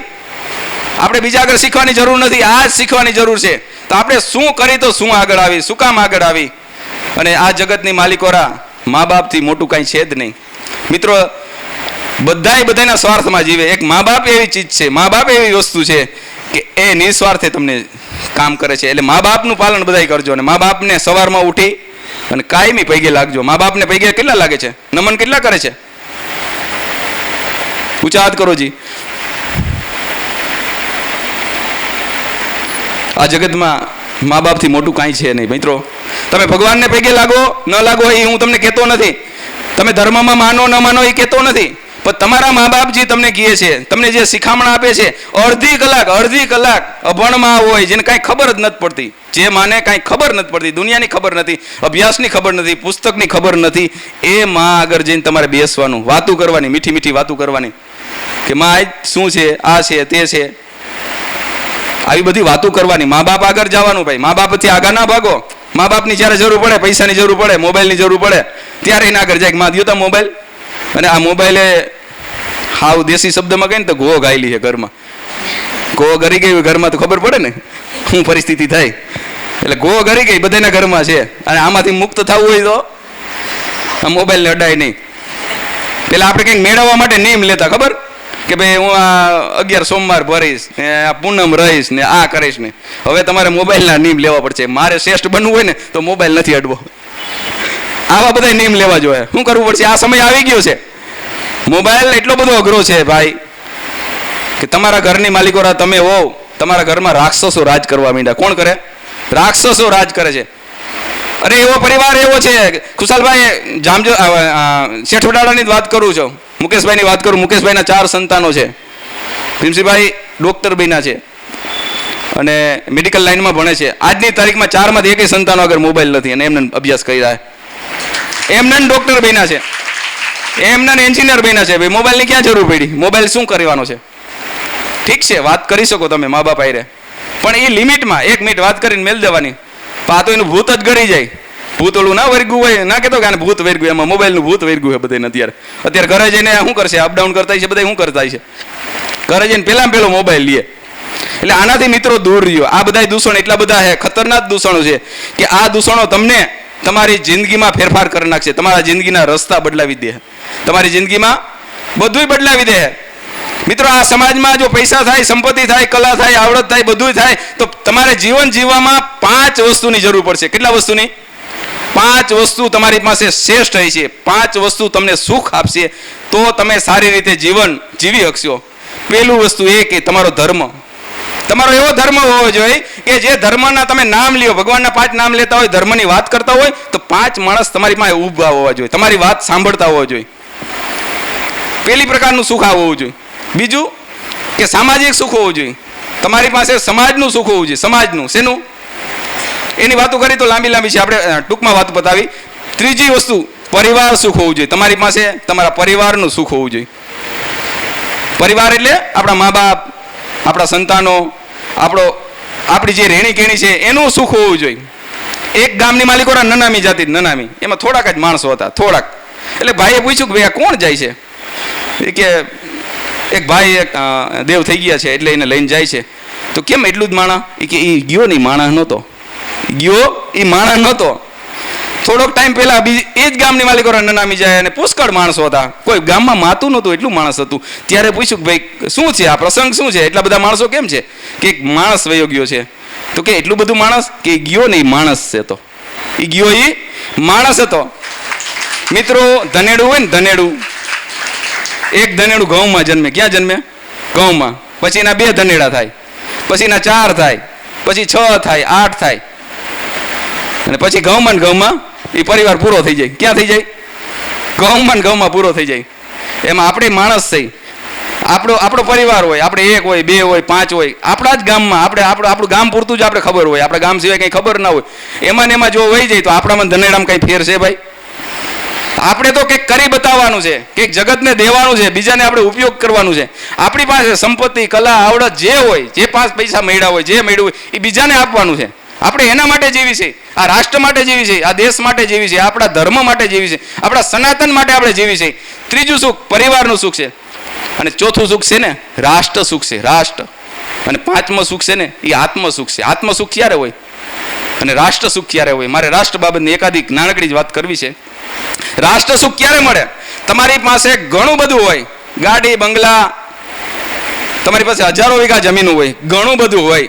જો આ રાષ્ટ્રનું સુખ ના હોય ને તો તમને કાંઈ મળવાનું નથી હો.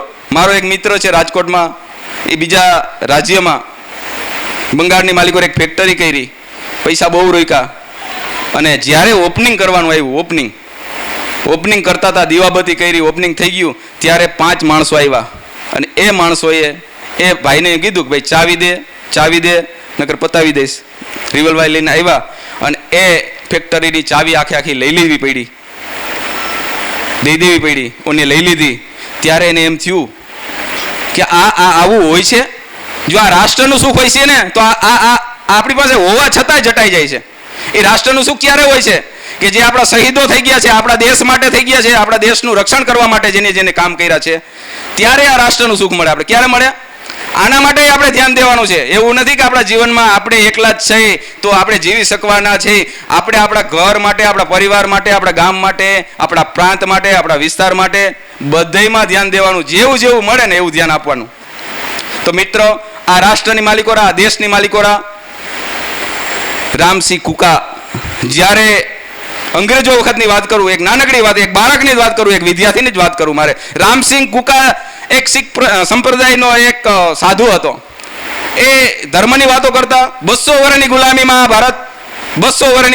ભારત રહ્યું અને એ ગુલામી માલિકોરા 6000 માણસો શહીદ થયા. આપણા દેશના કેટલા થયા? 6000 જેટલા શહીદ થયા. અને આ સમયમાં રામસિંહ કુકા શીખ ધર્મ પાળતા હતા. એ ધર્મની વાતો કરતા હતા, ધર્મની સભાઓ કરતા હતા, નાના નાના બાળકોને બોલાતા. ત્યારે રામદાસજી કરીને એના ગુરુ હતા. કોણ હતા? રામદાસજી એવું કીધું કે તમે આ બધું કરો છો એ બરાબર છે, પણ આ દેશ ગુલામીમાં છે.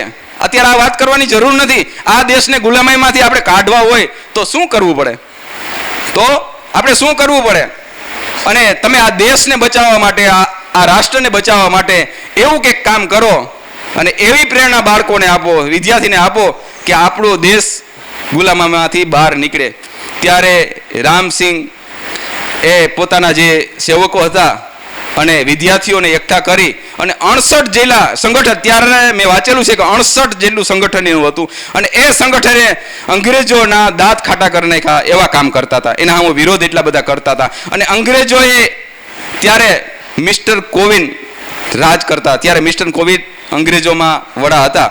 ત્યારે મિસ્ટર કોવિને એમ થયું કે ભાઈ આ રામસિંહ કુકાના જે વિદ્યાર્થીઓ છે, જે એના સેવકો છે, એમાં નાના મોટા બધા માણસો હતા જેને જે ઈચ્છા હતી રાષ્ટ્ર અને દેશની, જે દેશને બચાવવા માટેની આતક્ષણા હતી, અને એ બધા માણસો એમાં કામ કરતા હતા.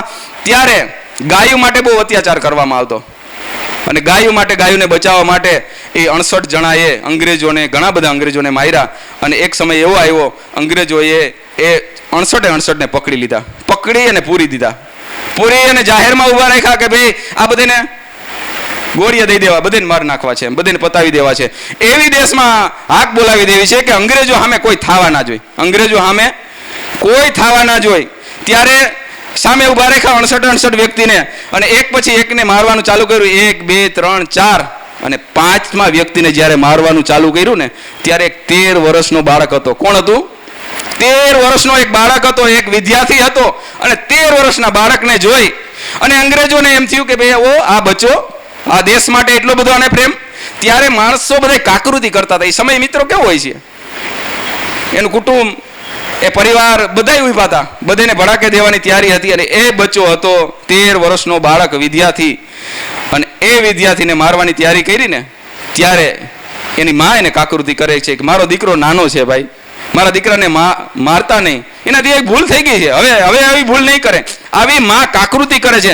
આ તો ભાઈ અંગ્રેજો છે, અંગ્રેજો સમજે ભાઈ. એને તો એવી એક ભાવ જ જન્માવો હતો, એવું એક ચિત્ર જ ઊભું કરવું હતું કે અંગ્રેજો આમ કોઈ ના થવા જાય. પણ માં કાકૃતિ કરતી હતી, પગમાં પડતી હતી, અંગ્રેજોના પગમાં કરતી હતી. આ તો માં છે ને ભાઈ, માનું દર્દ તો એવું જ હોય ને. મોઢે બોલું માં તા તો મને હાચે નાનપણ સાંભળે, પછી વટકની મજા મને કડવી લાગે કાગડા. જોન જડાફા ખાય તારે ખોડેથી અડગા કેડા, ખોડો ખૂંદવા કરને પાછો બાળક કાગડા. જા લગ્ન મરીને માં તેથી પરમેશ્વર પશુ થયો, જાયો જો સદા તો કાન કેવાણો કાગડા. માં બીજા વગડાના વાહ. એ માં અંગ્રેજો સામે કાકૃતિ કરતી હતી અને અંગ્રેજોને એવું કહેતી હતી કે મારા દીકરાને બચાવી લ્યો, મારા દીકરાને હવે ભૂલ નહીં કરે ક્યારે. ત્યારે એ બચ્ચો, એ બાળક એવું બોલ્યો કે અંગ્રેજની સામે એવું બોલ્યો કે જે આ માં છે ને એ મારી માં નથી, આ પાગલ છે, આ ગાંડી છે.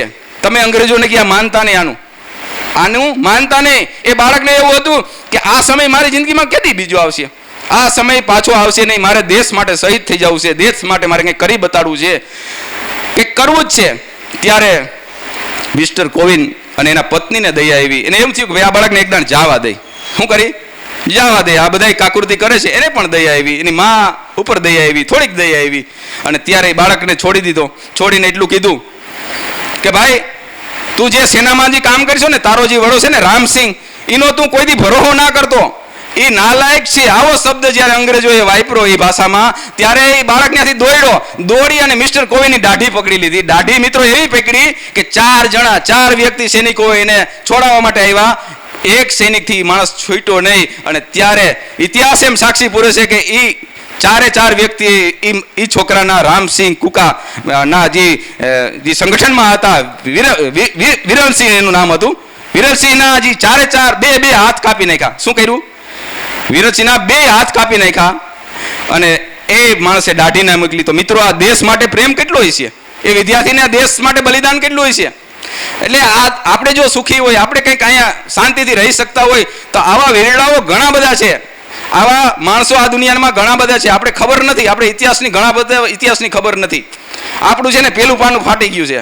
આ ભારત દેશનું આપણો ઇતિહાસ લખાણો છે ને, પેલું પાનું આમ ઉચકાઈ ગયું છે. આજ કાશ્મીરમાં કેટલા બધા શહીદો થઈ ગયા, કોઈને ખબર છે? પેલું પાનું આખું ફાટી ગયું છે. આ સરકાર, આ પબ્લિક, આ માણસો, આ રાજકારણ, ઘણા બધા ફેરફાર થાય છે. ઘણું બધું હોય છે. સમજાણું? પોતા માટે ઘણું બધું કરે છે, બીજા માટે કોઈ કરતું નથી. મારે એક નાનકડી, એક સાહિત્યની ભાષામાં એક નાની વાત કરવી છે. થાયકા નથી ને તો વાત કરું છું. બરાબર? આપણો ધર્મ, આપણી સંસ્કૃતિ, મારે 4 યુગની વાત, 4 યુગ ઉપર વાત કરું છું. એમાં તમને ખ્યાલ આવી જશે. આ યુગની માલિકોરા મિત્રો, આપણા મા બાપ કોણ છે, આપણા સંસ્કાર કોણ છે, આપણે સંસ્કાર દેવારું કોણ છે, આપણું જીવન શું છે, આપણા જીવનની માલિકોરા આપણે શું કરવાનું છે, શું બતાવવાનું છે, આપણો ધ્યેય શું હોવો જોઈએ, આપણી નિષ્ઠા શું હોવી જોઈએ, આપણી પકડ શું હોવી જોઈએ, આપણે શું કરવાનું છે, શું કરી બતાવવાનું છે. આવો જેનો ધ્યેય હોય, આવો જેના મા બાપના વિચાર ઉપર ગૌરવ હોય, એવા વિદ્યાર્થી, એવા મિત્રો, એના જ ઇતિહાસમાં નામ રહીએ છે, એની જ વાતો રહીએ છે. બાકી વાતો ક્યાંય રહેતી નથી. આ બધી વાતો કઠણાય નહીં. ગરીબી તાળજ્યું, કાળજા ફફડે રાત કઈ કાર્યું, મરી ગયા ઢોરે 2 વાર્યું, કાન કોરાથિયા વેચાઈ ગઈ વાર્યું, રાતની હોટલને બાકડે તેથી ગાંઠિયા પકડે ફાકડે, હડીને લોટ થયો લોટ કઈ હડે નહીં, બરીને રાખતી રાખ કઈ બરે નહીં, જતી જોગીના સિર કોઈ હરે નહીં, કપારે સાંડલા ધડા કોઈ કરે નહીં, આ આખું આવે નહીં, આ મોતથી કોઈ મરે નહીં. કે કરે હું કે કરે ગારો મલકને મારતા, તેથી પાખવી હિમાડા પારકા સારતા, દાખવી આગને ગંજીર થારતા, ગોદડા સોરી રાયતું ગુજારતા, પણિયા ફારિયા ખંભા ઉપર મારતા, પડાવી કરતા ઉધારતા, રાયતની કોરટે મસરકા મારતા, તોય ભણના દીકરા હિંમત ના હારતા, લગ્નમાં મરણની, મરણમાં લગ્નની વાત લલકારતા, આવા કજાડા માળની હોય શું વાર્તા.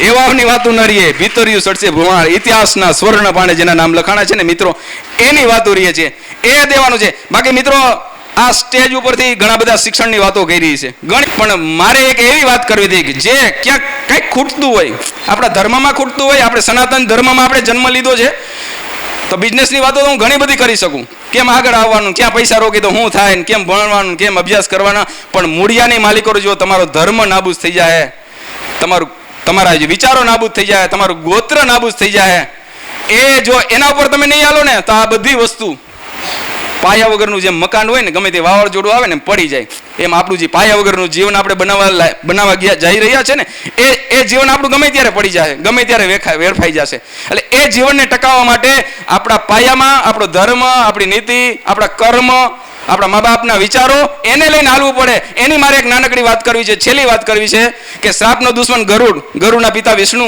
વિષ્ણુની પત્ની લક્ષ્મી, લક્ષ્મીના પિતા સાગર, સાગરને બાંધાણ ભગવાન રામ, રામના પત્ની જાનકી, જાનકીનો હરણ કરનાર રાવણ, રાવણનો દીકરો મેઘનાથ, મેઘનાથે માલા લક્ષ્મણજી, લક્ષ્મણજીની ધજામાંથી અર્જુન, અર્જુનનો મિત્ર કૃષ્ણ, કૃષ્ણનો દીકરો પદ્યુમલ, પદ્યુમલની પત્ની ઓખા, ઓખાના પિતા બાળાસુર, બાળાસુર જેની ભક્તિ કરે ભગવાન શિવ, અને શિવના પત્ની પાર્વતી, પાર્વતીના પિતા હિમાલય, અને એ હિમાલયમાંથી ગદિયું ખાતી, ખટખટ થાતી, ગંગા નદી મધમાતી, નીર ઉભરાતી, ગાંડી થાતી, ઉછળતી નટવર ખાતી, બહુ મલખાતી, પીઓને મળવા હસતી મસ્તી પૂરે નજર કરતી, અધગેલી મેહુલિયો ટવકે યાદ ધડુકે મેઘો રણકે મન ગેલી, આવી નદીની માલિકોરા શિકારીના બાણથી બપૈયાનું આહવાન થયું. એક શિકારીના બાણથી બપૈયાનું આહવાન થયું, બપૈયો પડ્યો ગંગા નદીની માલિકોરા, ગંગા નદીની માલિકોરા પડ્યો. પણ ગંગા નદીની માલિકોરા બપૈયાની ચાંચ અધરશે, ચાંચ અધરશે બપૈયાની. અને ત્યારે એક સંત ત્યાં સવારને પોળને ટાણે આવ્યા, કે ભલે ઉગા બાણ બાણ તુમારા લઉં ભામણા મરણ જીન લગમાણ રાખ્યો કાસુત રાવું ઉગવું અરું ઉગવાની આરા નહીં પછી જડું ન પડે ચૂક પછી કમળે કસત રાવું કે ગૌ સાડા સૂતા ગાળા પંખિયા માળા પર હરિયા વાયા જલ નથ વટાળા થાત જતાળા થત સેવા એ જય જય નંદન કાશ્યપ નંદન રગે નિકંદર રવિ સેવા આવી રીતે સૂર્ય મહારાજનું આહવાન થયું. એવી રીતે સંત આહવાન કરતા હતા ને બપૈયા પર નજર ગઈ. બપૈયાને એટલું કીધું કે બપૈયા આ હકંડ ઘટકો આંગડો માનવીયા શરીર ગંગા તટ જાય પછીના ભવમાં ભૂત ન સજે ભાગીરથી ઉપરથી ઉડતા પડછાયે પાવન થાય પછી મનથી મંદોવદન કરો પછી એના ભવમાં ભૂત ન સજે ભાગીરથી ભલ ભલા માણા ગંગા નદી છે. આમાં એકાદો ઘૂંટો પાણીનો ભરી લે, એક ઘૂંટો ભરી લે. ત્યારે બપૈયાએ એટલું કીધું કે અમારા બાપ દાદાજી સ્વાતિના સૂત્રનું પાણી પીએ ને એ જ પાણી પીવાય, અમારાથી બીજું પાણી પીવાય નહીં. મિત્રો, પક્ષીને પોતાની જાત ઉપર અભિમાન છે તો આપણે તો માણા કહેવાય. આપણે હોવું જોઈએ ને અભિમાન, હોવું જોઈએ કે ના હોવું જોઈએ? કે આપણે કેના દીકરા છે, આપણું કુળ શું છે? આપણે પૈસાની લાલચમાં ન હોય. અમુક જે આપણા વિચારો છે, દાખલા તરીકે અમુક માણસને એમ કહે કે ભાઈ અહીંયાથી તને 10 લાખ રૂપિયા મળશે, આ કામ કરીએ, હાલે તને 25,000 દઉં, તો એને કહી દેવાય કે મારા ધર્મમાં નથી આવતું, મારા ઘરમાં આ રેણી કેણી નથી, મને આવું નથી શીખવાડ્યું. એ પૈસાને લાલચ ન આપવી મિત્રો, એ પૈસાને ક્યારેય પણ લાલચ ના આપવી. અને હું પાછો આવતો રહ્યો, થોડાક દી મેં ખેતી કરી, થોડાક દી પ્લાન કર્યા હું કરવું, થોડાક દી બીજું કર્યું, પાનની દુકાનમાં કર્યો. અને 3 મહિના પછી, ટૂંકી જ વાત કરું, વાતના પ્રાણ જ કહું છું, 3 મહિના પછી એ ભાઈનું નામ આવ્યું અને એ ભાઈ પકડાણા અને કાયમી ટીવીમાં નામ આવવા માંડ્યું. ત્યારે મારા બાપાએ મને કીધું કે બેટા જો તું હોત તો આમાં મારી થોડીક જમીન છે ને એ વેચીને સાફ કરવી પડી હોત. ત્યારે એમ થયું કે આ મા બાપ જે કહે ને એ સાચી વસ્તુ છે. શોર્ટકટ ક્યાંય પૈસા બનતા નથી. અહીં તો કર્મ જ કરવું પડે, અહીં મહેનત જ કરવી પડે. અહીં ભજવા વિના કોઈ ભોગ ન ધરે. અહીં ભગવાનને આ ધરતી પર જન્મ લેવો હોય ને તો એને ભજવવું જ પડે, એને ભણવું પડે, એને અભ્યાસ કરવો પડે, એને પાઠ પૂરા કરવા પડે, એને પીરિયડ પૂરો કરવો પડે, એને આખા વર્ષનો કોર્સ પૂરો કરવો પડે તો જ પાસ થાય. બાકી કોઈ અહીંયા પાસ થતું નથી. અહીં કર્મ કરવા પડે. કર્મ કર્યા વગર કાંઈ છે જ નહીં. અહીંયા કર્મ સિવાય કાંઈ છે જ નહીં. એટલે મારી વાતો ઘણી બધી લાંબી આવેલી છે, ઘણા બધો કંટાળો આવ્યો છે, પણ આ સંસ્થા એક એવી છે, આ સંસ્થાની માલિકોરા એક મોટું એવું વૃક્ષ છે અને એ વૃક્ષની શીતળ છાયા એટલી બધી મોટી છે અને એ છાયાની માલિકોરા તમે બધા તમે અહીંયા બેઠા છો, શીતળ છાયાની માલિકોરા અહીંયા બેઠા છો ત્યારે આપણે આનંદ કરી શકીએ છીએ. ભીમસિંહભાઈ એક મોટું વૃક્ષ છે, મોટું એક ઝાડ છે. દીધા ફળને ડોડવા અમારી કાયા કપાણી પણ હદ છે હરિયાણી કહે મૂળિયા ખોદે છે માનવી. અમે દીધા ફળને ડોડવા અમારી કાયા કપાણી પણ હદ છે હરિયાણી કહે મૂળિયા ખોદે છે માનવી. હવે મને એના જીવનમાંથી એક નાનકડો એક નાની વાત આવી છે. એના જીવનમાં ઘણું બધું બન્યું છે, ઘણું બધા સંઘર્ષ કર્યા છે. ભીમસિંહભાઈ એક મોટું વૃક્ષ છે.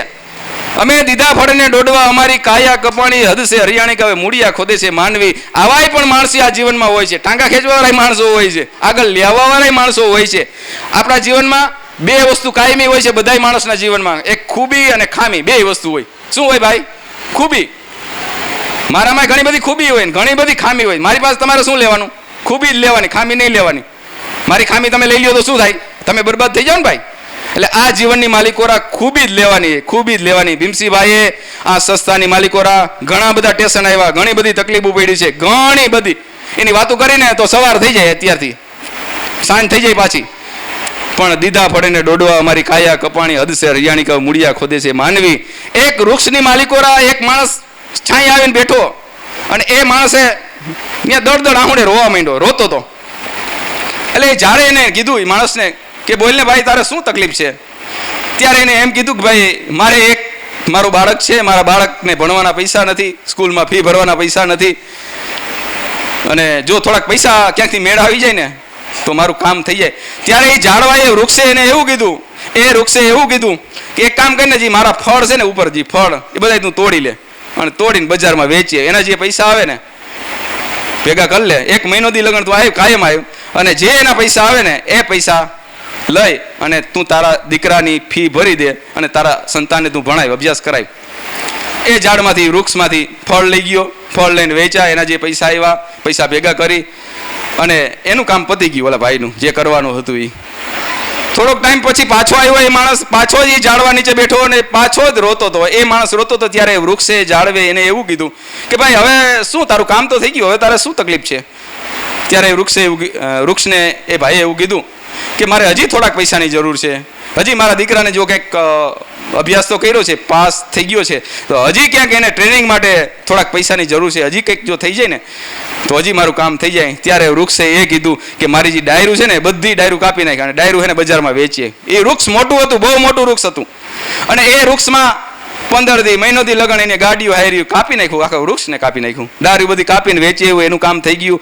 વરસથી થયું હતું, વરસથી પછી વળી પાછો એ જ માણસ એ ઝાડવા નીચે આવીને રોતો હતો. ત્યારે એ વૃક્ષે એવું કીધું કે ભાઈ હવે તો મારી પાસે કાંઈ છે નહીં, મેં તને ફળ હતા એ આપી દીધા, ડાળું હતી એ આપી દીધી, હવે તો મારું થડ જ છે ખાલી, હું થડમાં જીવું છું, હવે હું લીલો થાય.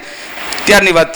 ત્યારે એ માણસે એવું કીધું કે હવે મારા સંતાનના મેરેજ કરવા છે, મારા સંતાનને આજીવિકા માટે મારે કંઈક કરી આપવું છે, હવે થોડુંક થઈ જાય ને તો મને શાંતિ મળે, મારી આ છેલ્લી શાંતિ છે, છેલ્લી વસ્તુ, મારે આ છેલ્લું કામ તમારે મને કરી દો. તો ત્યારે વૃક્ષે એવું કીધું કે મારા થડમાંથી મૂળમાંથી તું કાપી નાખ અને મારા જે પાટિયા પાડ, અને એ પાટિયા છે ને બાજુમાં દરિયો છે, દરિયાની માલિકો એ પાટિયા વેચી, તો એ પાટિયાના જે પૈસા આવે ને એમાં તારી રોજીરોટી હાલશે, તારું જે કામ હશે પરિપૂર્ણ થાય. ત્યારે એ વૃક્ષના થડમાંથી મૂળમાંથી કાપી અને એ ભાઈ લઈ ગયો અને પાટિયા પાડ્યા, અને એ ભાઈ તો વયો ગયો. ઘણા વર્ષો થઈ ગયા, ઘણા વર્ષો પછી એ વૃક્ષ, એ ઝાડવાના થડ મૂળિયા રોતા હતા. ત્યારે એક કવિ ત્યાંથી નીકળ્યો ને એને પૂછ્યું કે ભાઈ તમે બધું આપી દીધા પછી એમ ના કે મેં આને કંઈક આપ્યું છે, મેં કંઈક આને સમર્પણ કરી દીધું છે, શું કામ તમે રહો છો, શું કામ આ દર્દ, શું કામ આપ્યા પછી કોઈ એમ ના કહે કે મેં આને ઘણું બધું આપ્યું છે અને આપ્યા પછી દાનવીર ના કહેવાય. તો ત્યારે એ ઝાડવા, એ વૃક્ષે એવું કીધું કે મને અફસોસ એ વાતનો નથી, પણ જે મારામાંથી જે પાટિયા બન્યા એ પાટિયા દરિયાની માલિકોના ઉપયોગ આવ્યા, એ પાટિયા એ મારા દેહે કોઈને ડૂબાડ્યો તો નહીં હોય ને, મારા દેહે કોઈને ડૂબાડ્યો તો નહીં હોય ને. આવી ચિંતા, આવું જેનું સમર્પણ, એવી આ સંસ્થા પુરુષાર્થ શૈક્ષણિક સંકુલ. ઘણી બધી વાતો કરી, ઘણો બધો તમારો પીરિયડનો ટાઈમ થઈ ગયો છે, વાતો કરી એટલી ઓછી છે, બાકી મજા આવી હોય, મને એવું લાગે છે કે આનંદ આવ્યો હોય એવું લાગે છે, બરાબર ને? પોઝિટિવ વિચારસરણી જેની છે, positive negative WhatsApp, lots of different, lots of senior life, because life in 10% how you take it and 90% how you make it. મિત્રો, તમે તમારા આત્મા ઉપર તમને એટલો ભરોસો હોવો જોઈએ, એટલો ભરોસો હોવો જોઈએ કે આપણી અંદર જે છે ને એ રામ છે, આપણી અંદર છે ને એ આત્મા છે, આપણી અંદર છે ને એ IPS છે, IS છે, આપણે જ બધું છે. મિત્રો, તમને એવો ભરોસો હોય કે અહીંયા BSNL નો ટાવર છે બાજુમાં, તો મોબાઈલમાં કવરેજ આવી જાય, એવું હોય કે ના હોય? અહીં જીઓનો ટાવર છે તો મોબાઈલમાં કવરેજ આવી જશે, અહીંયા આપણો ફોન લાગશે. એવો જો તમને વિશ્વાસ હોય તો આપણા આત્મા ઉપર કેમ આપણે વિશ્વાસ નથી? આપણે શું ન બની શકી? આપણે શું કામ ન બની શકી? આપણે શ્રેષ્ઠ વિદ્યાર્થી શું કામ ન બની શકી? આપણે હોશિયાર શું કામ ન થઈ જાય? મિત્રો, આજે એવી ગાંઠ વારવાની છે કે મારે આ બનવું છે. બનવું એટલે ખાલી બનવું નહીં હો, ખાલી વિચાર કરવા નહીં, હું બોલું એમ બોલી જવાનું નહીં. એના પાછળ તમારે તમારા હાડ હોમવા પડે, મહેનત કરવી પડે. અને મિત્રો, એક એક પગલે, એક એક ડગલે જ આગળ વધાય. તમે એમ કહો કે મારે ગિરનારમાં ડાયરેક્ટ પહોંચી જવું છે, ઉડીને નથી પહોંચી શકવાના. તમારે 1 પગથિયું, 2 પગથિયું, 3 પગથિયું આવી રીતે પગથિયા ચડવા પડે. ચડ્યા વગર કાંઈ થતું નથી, ચડ્યા વગર કંઈ થતું નથી. તમે ત્યાં પહોંચી ના શકો તો તમારે જો આગળ આવવું હોય ને તો 1 ધોરણ, 2 ધોરણ, 3 ધોરણ, 4 ધોરણ, જે 12 ધોરણનો અભ્યાસ છે એ શ્રેષ્ઠમાં શ્રેષ્ઠ અભ્યાસ છે. આ અભ્યાસ તમારે કંઈક લઈને જવું પડે, એને સંપૂર્ણપણે એનું શિક્ષણ તમારે ગ્રહણ કરવું પડે. ત્યારે તમે આગળ વધી શકશો, ત્યારે કંઈક ઇન્ટરવ્યૂ તમે દઈ શકશો. ઇન્ટરવ્યુમાં ત્યારે પાસ થાવ, ત્યાં સુધી પાસ નહીં થાવ. તો મારી છેલ્લી વાત પૂરી કરું છું. જય હિન્દ, જય ભારત, હરિઓમ તસરત, જય માતાજી.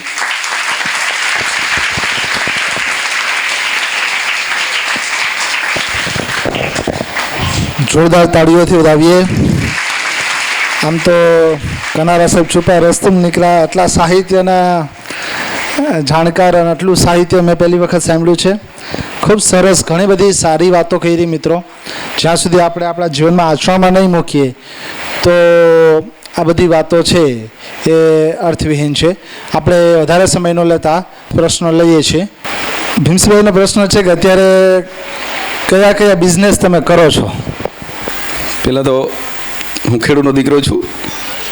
મારા મમ્મી પપ્પા ખેતીનું ધ્યાન આપે છે અને રાતે કદાચ આખો દિવસ ગાડીમાં રખડતા હોય પણ રાતે પાવડો પકડી લે, એમ કે લાવો બાબા હું જરીક પાણી વારી લઉં, આવું પણ કરી છે.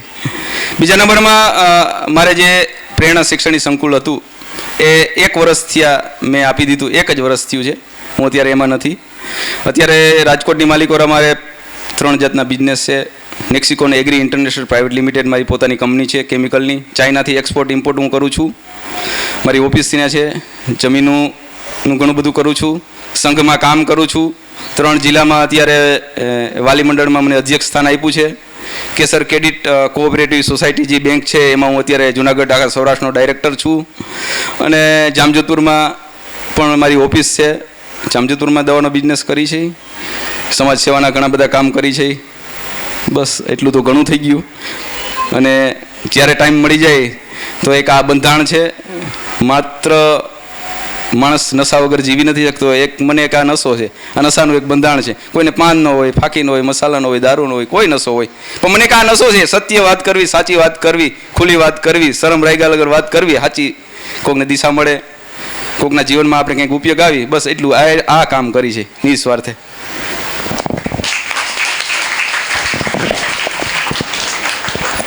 ભાઈઓમાંથી, વિદ્યાર્થી ભાઈઓમાંથી.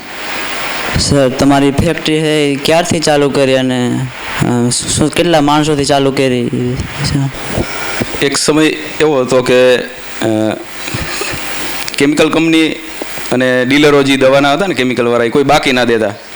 ત્યારે મારી ઉંમર બહુ નાની હતી અને પહેલા જ વર્ષ મેં દવાની એક દુકાન ચાલુ કરી, શેઠ વડાડાની માલિક ભારત કૃષિ કેન્દ્ર નામની. ત્યારે મેં 19 વર્ષની મારી ઉંમર હતી, મને યાદ છે. 35 લાખનો બિઝનેસ પહેલે જ વર્ષે મેં કર્યો હતો. અને 2002થી આ બિઝનેસમાં હું છું. કેમિકલમાં અભ્યાસમાં મેં PhD નથી કરી, પણ આ બિઝનેસમાં મેં PhD કરી છે. આમ કહી તો વાસ્તવિક મહેનત કરી છે, દિન રાત મહેનત કરી છે. ખેડૂતો પાસે જઈ ડીલરો પાસે જઈ મેં પહેલાં મારી 3 રિટેલ પેઢી કરી, પછી એક હોલસેલની પેઢી કરી 2007માં. અત્યારે છેલ્લા 10 વર્ષથી અમારી એક ફેક્ટરી છે, એમાં પ્રોડક્શન કરી છે. ચાઇનાથી એક્સપોર્ટ ઇમ્પોર્ટ કરી છે, બીજી ઘણી બધી કંપનીઓને આપી છે. તો મારી વાત એ છે કે ભાઈએ મને પૂછ્યું કે ક્યાંથી, તો 2002થી હું આ લાઈનમાં છું અને 2002થી મહેનત કરું છું. ક્યારે એવું ન વિચારતા કે ભાઈ આપણે 1 વર્ષ દિન રાત મહેનત કરી લઈ, ઘરે ખાવું નથી, પીવું નથી અને હોશિયાર થઈ જવું છે, ચોપડા પુસ્તકો વાંચી લેવા છે, તો આ શક્ય છે નહીં. આના માટે અત્યારથી જ તમારે મહેનત કરવી પડશે, અત્યારથી સંઘર્ષ કરવો પડશે. તમારે શ્રેષ્ઠ બનવા માટે ઘણી બધી લાંબી મંજિલ કાપવી પડશે. જ્યાં ચડાવ ઉતાર આવશે તો એ તમે ઉતરી જાઓ ને ચડાઈ જાય. સમજાણું? તમારી ધીમી ગતિએ છે ને તો વાંધો નહીં આવે, એટલે સ્પીડમાં નહીં હાલવાનું. એટલે હું ધીમી ગતિએ મેં ઘણો બધો સંઘર્ષ આ બિઝનેસમાં કર્યો છે, ત્યારે અહીંયા સુધી પહોંચ્યો છું. અને સાઈડમાં આ બધી ઘણી બધી મહેનત કરી છે. નામ કમાવા માટે દિન રાત દોડ્યો છું. મને ખબર નથી રાત કંઈ થઈ જાય, દીવ કંઈ થઈ જાય, કલાકો ટૂંકી પડે છે. આવી રીતે મારું જીવન છે. આવી રીતે કાયમી માટે મને ખબર નથી પાનની દુકાન કેને કહેવાય. મને એવો ખ્યાલ નથી કે આને મસાલો કહેવાય, આને પાન કહેવાય, આને શું કહેવાય, મને ખબર નથી. એમ મેં ક્યારે પણ ખાધું નથી, ક્યારે પણ કોઈ પણ જાતનો વ્યસન નથી. મને વ્યસનથી મિત્રો દૂર રહેજો, કારણ કે વ્યસન એને તમને હેરાન કરી દે. હું બધા માણસો હારે કાયમ બેસું છું, પીવાવાળા હારે બેહું છું, રમવાવાળા હારે બેહું છું, રખડવા હારે બેહું છું. બધા મિત્રો છે અને બધા ભેગો બેહું, બધામાં સુધારો થોડો લઈ આવું છું. પણ એનામાં જે હોય ને હું મારામાં નથી લઈ આવતો. મારામાં હું નથી લઈ આવતો. એટલે મિત્રો, આપણા જે મા બાપને આપણે જે સલાહ આપે ને કે બંધારણથી છેટું રહેવાય, તો આ બધી વસ્તુ પર તમે ધ્યાન આપજો. ઓકે, ચાલો આપણે આ કાર્યક્રમ અહીં પૂર્ણ જાહેર કરીએ. જોરદાર તાળીઓથી આપણે આજની જે મળવા જેવી માનવીની શૃંખલાના મણકા સ્વરૂપે કનારા સાહેબે ખૂબ સરસ આપણે 1.5 કલાક એમનું વક્તવ્ય સરસ રીતે સાંભળ્યું. અને એમની પાસે સાહિત્યનો ખજાનો છે, પાછો પણ ક્યારેક લાભ લેશું આપણે. સંસ્થા પુરુષાર્થ પરિવાર આપના હૃદયકમળના પુષ્પરૂપી ભાવથી આભાર વ્યક્ત કરીએ છીએ. Thank you so much. ચાલો મહાદેવને યાદ કરી આ કાર્યક્રમ પૂર્ણ જાહેર કરીએ. વંદે દેવ ઉમાપતેમ સુરગુરુમ વંદે જગત કારણમ વંદે પન્નગભૂષણમ મૃગધરમ વંદે પશૂનામ પતિમ વંદે સૂર્ય સુશાકવિહીન નયનામ વંદે મુકુંદ પ્રિયામ વંદે ભક્તજનાશ્રયામ ચ વરદમ વંદે શિવામ શંકરામ નમઃ પાર્વતી ગણપતિ હર હર મહાદેવ.